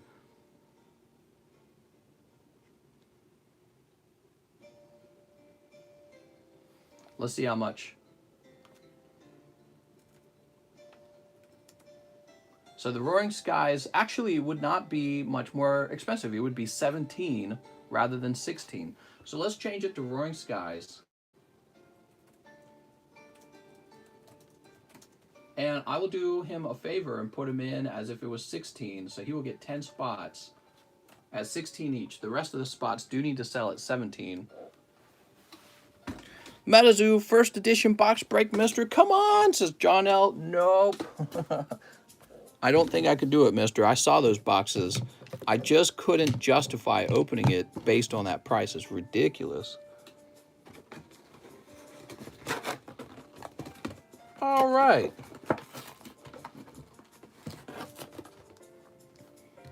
The price has gone insane. There's so many Pokemon cards I'd rather open for you guys.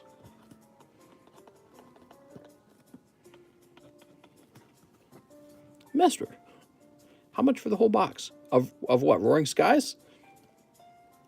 I'll sell you a whole box of Roaring Skies right now for $600 if you'd like.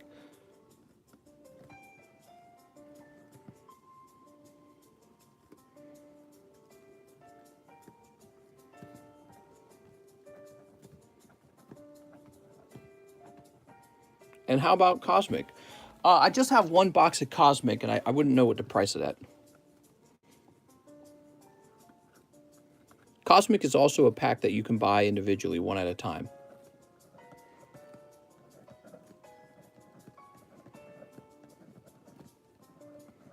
But I like Roaring Skies because there's not too many cards from Roaring Skies that have been graded.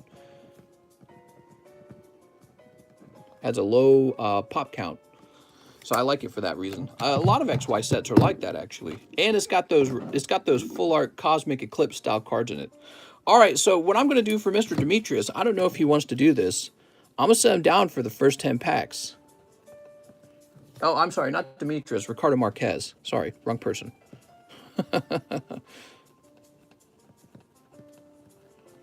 Okay, here you go, Mr. Marquez.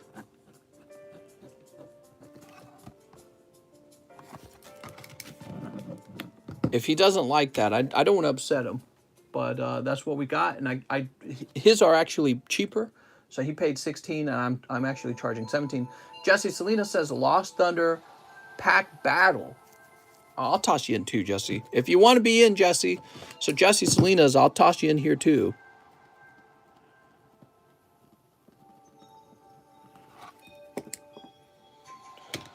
Celebration is such a small set. Caden Wolf says, one rocket pack. All right, Caden Wolf, it's not sold out.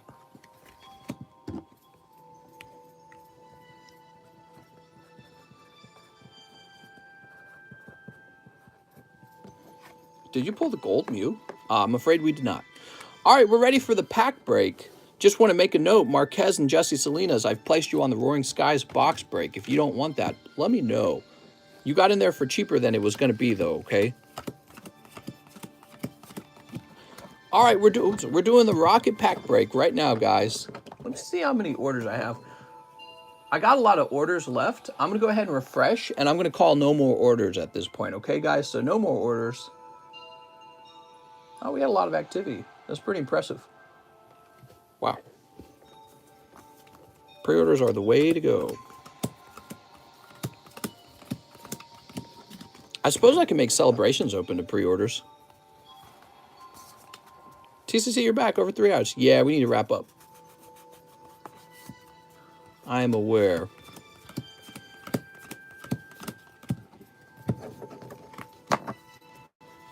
All right, can I get a number?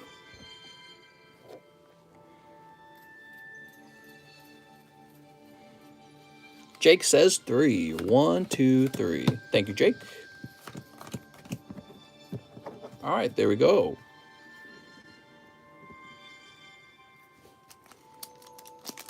All right, we're going to snip the bottoms. I've been preferring to snip the bottoms. I think it's actually a bit better to do it that way. Oh, we have a TikTok opening for Russ, by the way. Here is the holographic card. Surely a Charizard, right? I'm going to take a peek. Okay, I peeked.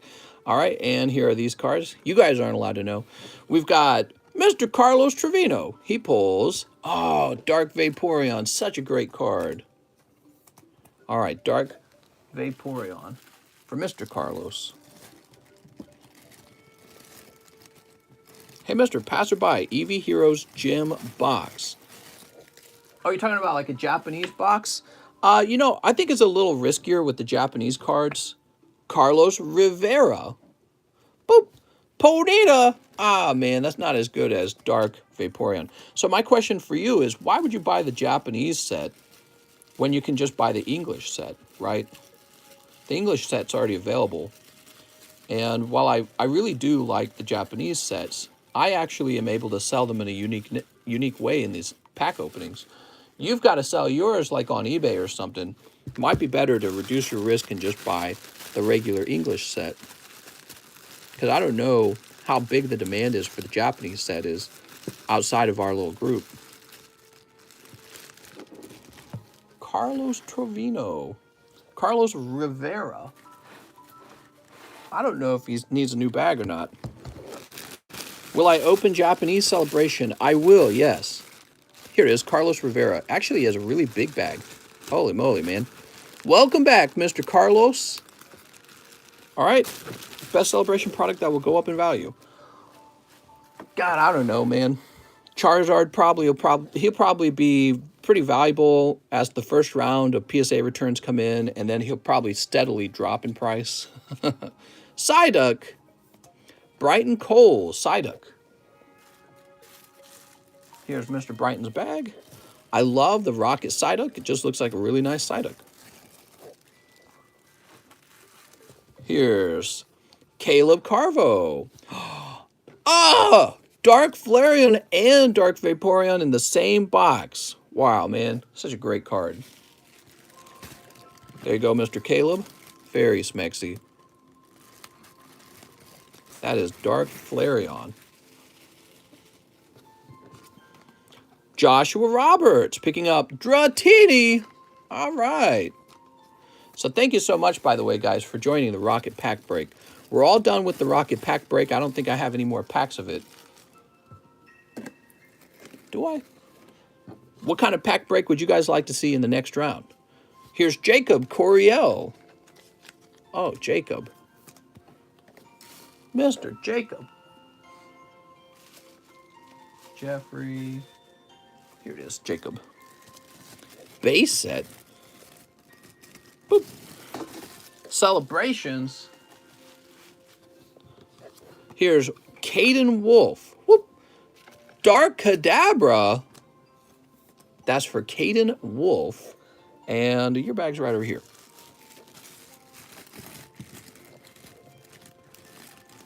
Boop. You also have Xavier M. opening up Leaf Potion. All right, Xavier, that's one of the tougher pulls in the pack, which means you're probably going to get the booster pack. Whoop. Joshua Roberts again. So close, Joshua. You get Diglett. Oh, I'm so sorry. If it was up to me, you would have gotten the Charizard. Here you go, Joshua. Boop. PSA actually should grade the metal cards from the Ultra Premium, their promos, and numbered. I think they could. I don't see why they shouldn't. It's official Pokemon product. And Jay Hustle, wow. He's the one who pulls the holo, and it is a beautiful Dark Golbat. How nice. Mr. J, congratulations. He ordered that a little while ago. I don't even know if he's watching. I think he's watching tonight. Looks like we're getting Jay a new bag.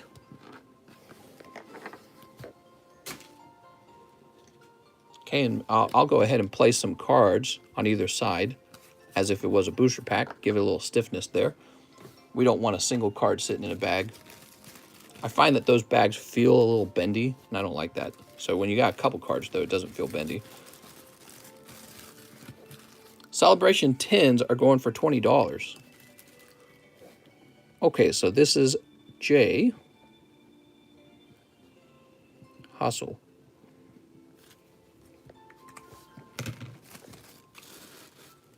Is that good? All right, so now we move on. Let's see who's next.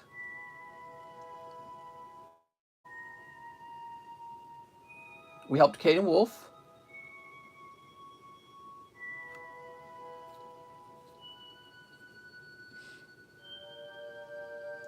And Caden Wolf wanted something. He wants a pre-order grade on Ancient Origins Gyarados and Japanese Dark Dragonair. All right, sounds good. Let me go find them. Create your own pack like PokeRev. I actually have done that. They're the live custom boosters. Caden Wolf. And they do sell extremely well. I know what you're talking about, though. Dark Dragonair. What was the other item? Gyarados. Ooh, the Gyarados is real good. He says, you did the rocket packs. Yeah, I didn't like those. It takes too long to assemble. I mean, maybe if I hired an assistant to make booster packs for me all day, that could work.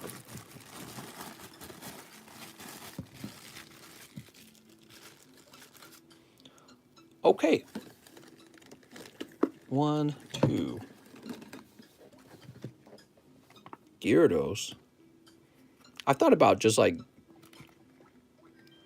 walking up to some cashiers at like the local grocery store and be like, "Hey, you want to make some side cash working for me?" Just some young college kid or something. Not a lot of people out here in Lake of the Ozarks.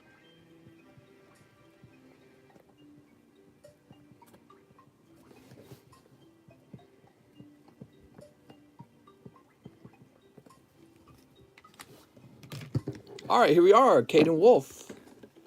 I don't want to make my wife uncomfortable either, so I don't know.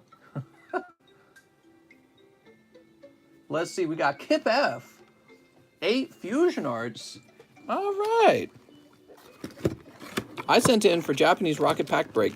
I didn't see my card, says Jackie Koo. Jackie, you may have missed it. 1, 2, 3, 4, 5, 6, 7, and 8.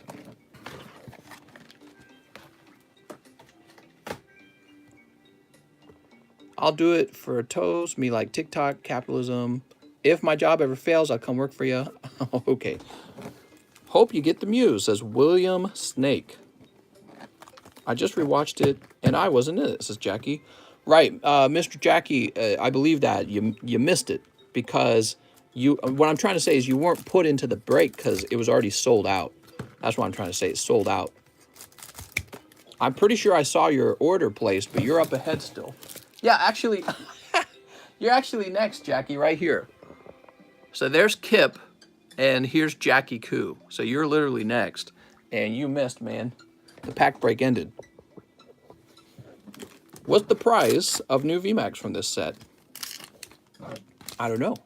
Here's a VMAX Chandelure, though. Ooh. Okay. Cold. Oh, nice, man. You got ultra rare Leaf Energy. So good. Cold. Here's Steelix. Cold. My last name is Fokers. And here's Crabominable. And cold. You got a really nice round, Mr. Kip. Congratulations, man. Now, Kip, he didn't say he had a bag. I know he's got a bag, though, right? He's right here. Kip, you got a big bag, actually. We're going to have to start moving you over to the K-Box.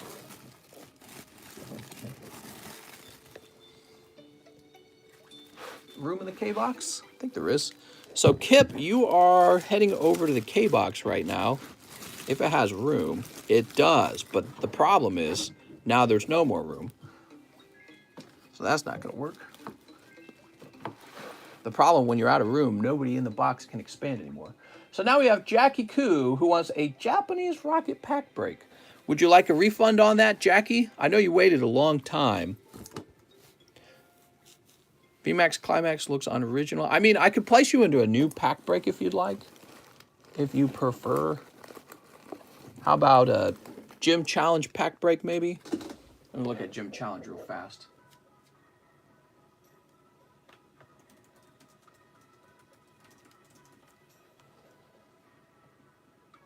Trying to get you one that's comparable in price.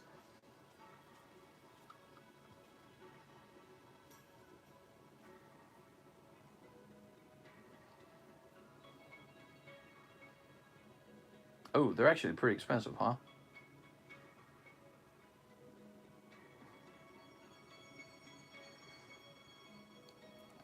What would the price for Gym Pack All In? The price for the Gym Pack All In. Oh, actually, the Gym Pack is more expensive at $38 a piece. Ooh. We better hold off on the Gym Pack for now. So for Mr. Jackie, the Pikachu card looks bad. Agreed. Also love Bill. It looks like Jackie's not talking. All right, I'm going to just go ahead and refund Jackie.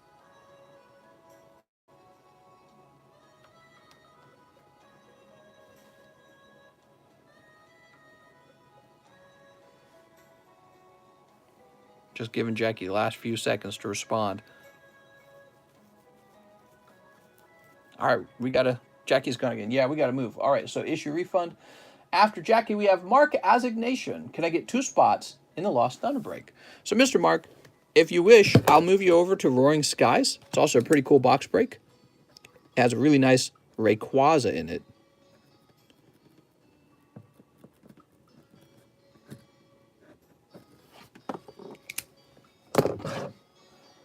Phoenix Reynolds, 2 Tag Team All-Stars. Oh, really? And one grading pre-order. Need to look at my bag to see what to grade. Maybe Pierce. Oh, man. That's what I was afraid of, was a situation like that. Oh, nice packs. I like Tag Team. He wants to do... He wants 4 Eevee Heroes as well. Let me get some Eevee Heroes. Your bag's so large, it's going to be a real pain going through. It'll take a long time.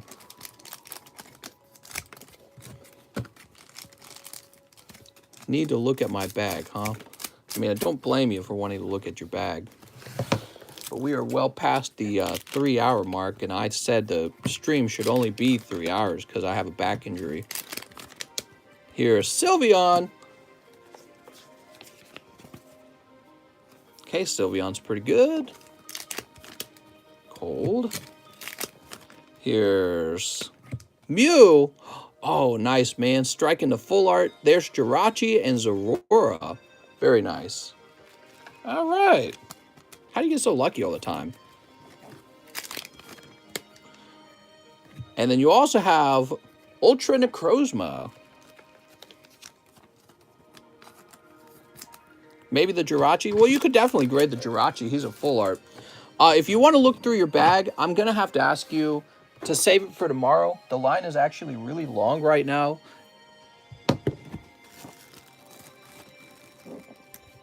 Here we are. Phoenix, if I were you, I'd want to look through the bag. So I owe you a card grade, okay, Phoenix? But we don't have time to look through the bag because the line's real long.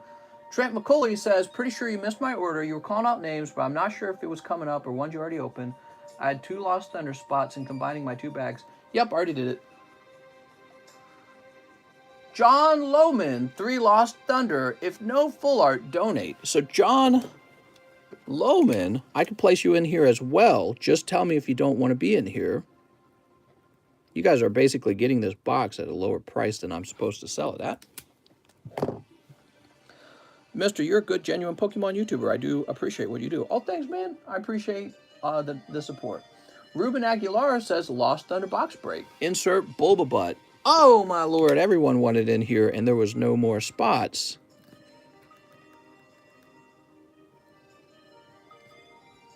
We need a way to stop this from happening so much.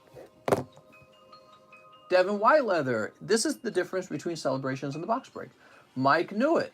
1 Shiny Star V. I knew it. Mr. Mike. Here's Mike knew it. How much money do I make? Well, if you're talking about ad revenue, sadly, the ad revenue is quite small. It's about like 15 bucks to 20 bucks. So you have to make all your money from card sales. Some nights are a little better than other nights. You know, sometimes guys come in and they pour a lot of money into opening a whole bunch of cards very quickly. Other nights are just okay. So it really doesn't have as much to do with the viewers as it has to do with how many cards are being opened. So when you see lots of really expensive cards being opened, you can take a stab that I'm making good money that night. Whereas when you see a lot of, like, let's say regular booster packs from modern sets being opened, it's really not as much based on a number of things, like just time and how much I might have paid for that product. So you also don't know how much did I pay for it all. Some items I get at a fairly good price. Other items, there's no way to get it at a good price, so you're just not going to make as much money on it. And then I pay business sales tax, and then I have to pay myself, which is also considered an income tax. And then there's the cost of shipping, and there's the cost of shipping supplies.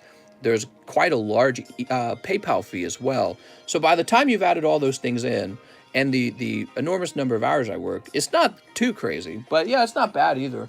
The real money gets made when I successfully grade a card, a very desirable card, and it comes back a 10, and then, you know, I sell that off.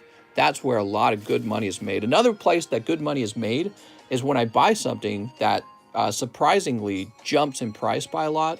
A whole bunch of money is made simply knowing what to buy rather than, you know, just selling packs every night. Selling packs every night, I mean, I could probably, at this point, I could just hire somebody to do that for me. And it's really complicated to know what is about to move in price the most. So, and that's, you know, that's a big part of what I do is I just know what's about to change in price. So I plant a lot of my capital there and then I sell that off. And so, like, for example, the Japanese tag bolt was considerably underpriced. And so I was able to stock up on quite a bit of that before the price changed on it. And so I've even got a case of it sealed away after all of the boxes I sold. But yeah, I sold it like, I want to say like between 20 and 40 boxes of that. I don't remember the exact amount. And then I have that leftover case. I think the case is 24 boxes. And so I moved like maybe 40, 50 boxes of that. And the price changed rapidly on that box during that period. So all I had to do was mimic the price that it was changing to. And so that was very good. But will that happen with like Evolving Skies? Not really. Evolving Skies is very static in price. Next up, we got Jacob Corio. 5 more Eevee Heroes. All right. But yeah, it's, you know, sourcing cards is probably the hardest part 2, 3, 4, 5, and 3 poker cards. But yeah, I would say probably the most money is made on these PSA slabs. Those are really good. Because back in the day, PSA only cost between 10 and 20 bucks to grade with. And so I got all these PSA cards that returned from that time period, finally, like a whole year later. And, you know, after the cost of grading and the cost of the card are paid off, it's just a straight profit at that point. I'd probably make more money if I didn't keep any of them to myself. I keep a few of them, so. You got Muck, Dugong, and Executor. Whoa. All right, Jacob Coryell. Waited 5 hours for empty shelves. Oh, I hate to hear that, man. At that point, you might as well have just bought it online for more money. You know what I mean? But you never know. Are you more happy to make a lot of money or that you get to open a lot of packs or see vintage cards? Oh, well, my preference is always vintage because vintage is what I remember from my childhood. And also the vintage is more exciting because it's like it's a bigger gamble for the people involved. Oh, Espeon. So vintage is always more fun for me. Whereas the modern stuff, I feel that the modern is often like, I don't know. The modern's cool. Seeing the artworks for the first time is really fun. It gets kind of repetitive. And the worst part is I know that the modern stuff tends to be overpriced. And I'm not talking about just my packs in general, because all my packs have a certain amount of price baked into it. That is my paycheck and my cost to operate, taxes, shipping, supplies. So that's just going to be the price of the packs to have a service where you can open cards live. Jacob Coryell. But with the vintage, at least you get to see really cool stuff. The modern stuff, the price on the market, the actual market seems to be high. And a lot of that, I think, comes down to the bottleneck of meeting the demand for the product. It's really silly because that video came out where they talked about, oh, well, this will end scalping forever. Scalping is fixed forever. I don't know if you guys saw that. And I thought that was an annoying title for the video because scalping's not fixed at all. Because the real problem isn't how much Nintendo is going to print over time. The problem is how much can Nintendo print in the first week of the launch of a card set. And they just can't keep up, unfortunately. Michael Reichert says 2 Opus 11s. Oh, yeah, we got this thing called Opus 11. What's scalping? Says, well, scalping is when you catch a white man in the woods and his wife and his kids, and you cut the skin off of his head and attach it to your belt because you're an Indian warrior, and you're going to drive him back to Europe and reclaim the land of your people. Michael Reichert, fencer. I used to read books about that when I was a kid. Bobby Corwin, the sort of wars that took place between the settlers who were taking over the land and the Indians who lived here before, the Native Americans. Of course, we called them Indians because we thought we had found India, or Columbus called them Indians, right? And so we thought we had found a new route to India, but in fact, we had not. Sarah, Fiona, what's up, Ethan Creates? How's it going, man? There were some pretty vicious fights that broke out over time. I was reading about the United States Civil War the other day just to learn more about it and kind of understand what happened. There's so many details that you don't hear about because they're not necessary. Michael Reichert, he says he needs a new bag. What's up, Michael? Is there an Ampharos poker card? John, there is, yes. Somebody already pulled it. I don't know if there's another one in the box. There could be because I had multiple poker decks in that box.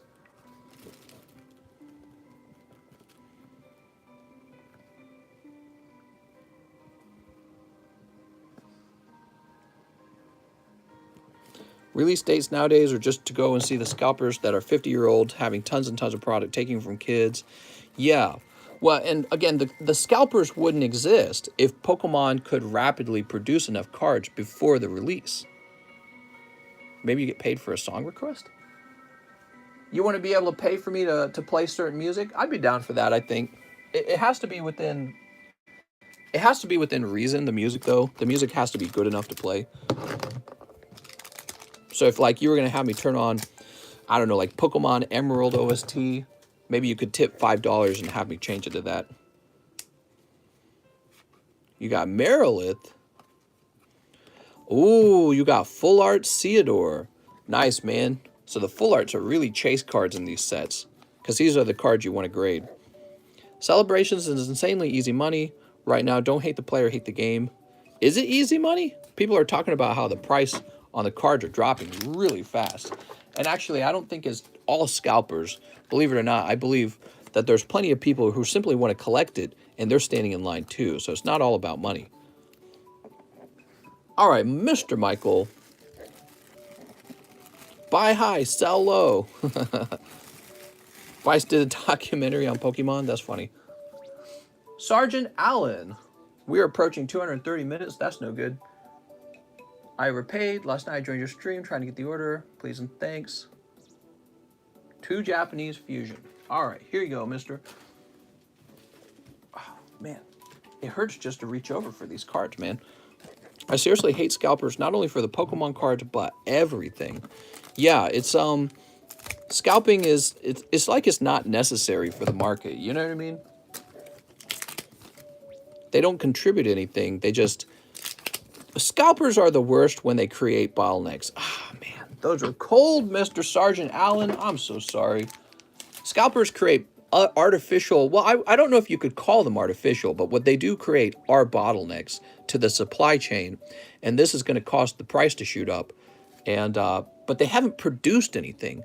That's the annoying part with scalping. They haven't produced any goods for the market. Randy Sun. Mister, I would like to get my Grimmel Snarl pre-order graded, 1 vintage break, and 1 Japanese tag team. Thank you. All right, so 1 Japanese tag team. You sold out of celebrations? I did. Scalping went rampant during the quarantine era. Well, I think that it was already kind of going rampant, especially with, like, the video games. Oh, nice. Mewtwo holo, Zapdos holo, Greninja Zoroark. God, man, these tag team packs are so good all the time. All right, very nice. Don Russ, I'm sorry, tag team continues to be one of my favorite sets of all time. Now, he wants a card graded. Let's go find your bag, Mr. Randy. Randy's son, he says Grimmel Snarl. You got it. We got a step closer to finishing TCC grading. Those slab samples arrived, and I'm ready to place a slab order now. There's more parts arriving for my air compressor. I have to have a working air compressor that hooks up to my the actual sonic welder before I can actually operate the sonic welder. And we are still working on the label.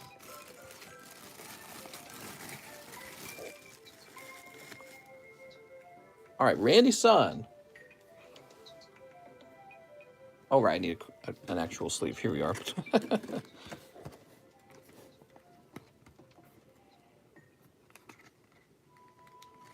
There we go.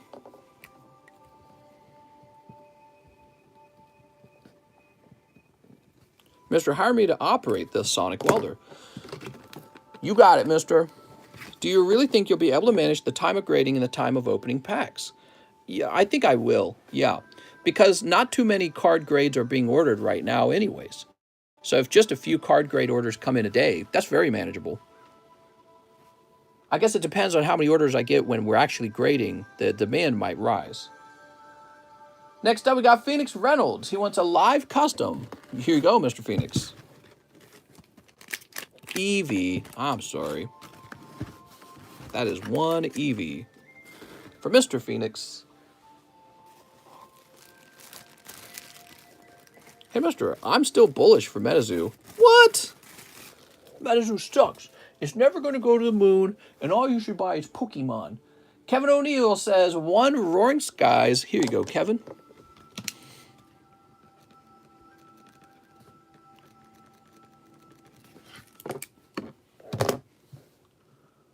OSM says 2 Roaring Skies. You and I both know that's not just going to be a couple orders that come in. You're going to get overwhelmed. You're popular. Do you know what you're talking about? You're an expert in the field. Yeah, so I'm thinking there might be two different types of grades. And one of the grades will be a little more expensive than the other. I don't know how much more expensive. I want one of the grades to be TCC personally grades your cards. So I touch your cards and I examine it and I give you a grade. And so you know that your cards were graded personally by me. And then I want to create a cheaper option where somebody who I've trained to grade the cards grades the card. And the problem is I don't have anyone to train other than my wife. And I don't know if she wants to do the card grading. She seems interested, but she's always so flippant about these things. So I don't know how reliable she is. But honestly, once we're at a point where I can actually sit down and operate the machine and have a finished product, I probably will be looking at who can I hire to help me, grade cards. All right. Because I don't want it to be a one-person operation. My goal is to eventually open sort of like an office and to create a really comfy office space and to be able to have people grade cards all day. If the demand is there. After OSM, we have Mr. John Lohman. He says, Tag Team All-Stars, I just felt I was gonna pull Sightseer. If no full art, donate. Oh, Mr. John. Well, hopefully you pull a full art energy card here because I believe the Jirachi came out just a minute ago. So I don't know if there'll be another full art right away. Pikachu Zekrom. Man, John Lohman, look how nice it is. Are you sure you want to donate such a nice thing? Look at that. Ooh. I think you should keep it. Would you grade Metazoo if we pay you double? I would grade Metazoo for the same price that I grade Pokemon cards. You wouldn't need to pay double at all. I have no problem grading Metazoo or really any set. You don't got to pay extra. I think that's funny. We just don't open Metazoo because I don't offer cards to my audience that I feel like they could end up in the long run not gaining enough value out of. So the reason we haven't bought it, there's two reasons we haven't bought it. The other reason is there's not actually a lot of people on the channel demanding Metazoo. And there's some people who have told me privately they would actually be quite disappointed if we sold Metazoo. So that is why you don't see it available. No bag, he says. Oh, thank you so much, Mr. John Lohman. By the way, he's right to spam, guys. When you have something relevant, related to your order that you need me to see, you are absolutely welcome to spam at that point to catch my attention. So he didn't do anything wrong by doing that. That actually helps me, believe it or not. Because when I'm working with my hands to search for a bag, you can't really find a bag very easily. Or you can't, you can't watch the screen very easily. Okay, I think we're done. At 240 minutes, it was a fantastic night. We had a lot of card sales. We didn't sell a lot of slabs, but I also didn't put a lot of new slabs out. I didn't really even rotate them very much. This is good. I can go stretch, and really what I need to do is return and work on shipping. Dude, I'm so behind in the Please Ship channel. It's actually a pity. I'm not supposed to be this far behind. This back injury has screwed everything up. So I'm going to go lay down for a minute and see if I feel well enough to come back and sit down in this chair again. So that's the problem. I was streaming for 5 hours. You guys don't see the other part where I ship for like another hour, sitting down, making labels and locating bags. And so it's an awful lot of sitting. And then I got all this other stuff to do too. Like there's just a lot, like answering questions. I answer tons of questions. So anyways, I had a lot of fun, guys. We'll be back on tomorrow. My back does not feel like it's any more broken than it was when I started the stream. We'll be back on tomorrow morning or night. And if you haven't subscribed, we're getting very close to 30,000. I hope you guys will consider helping me reach 30,000. And then we'll be on to 40. See you guys.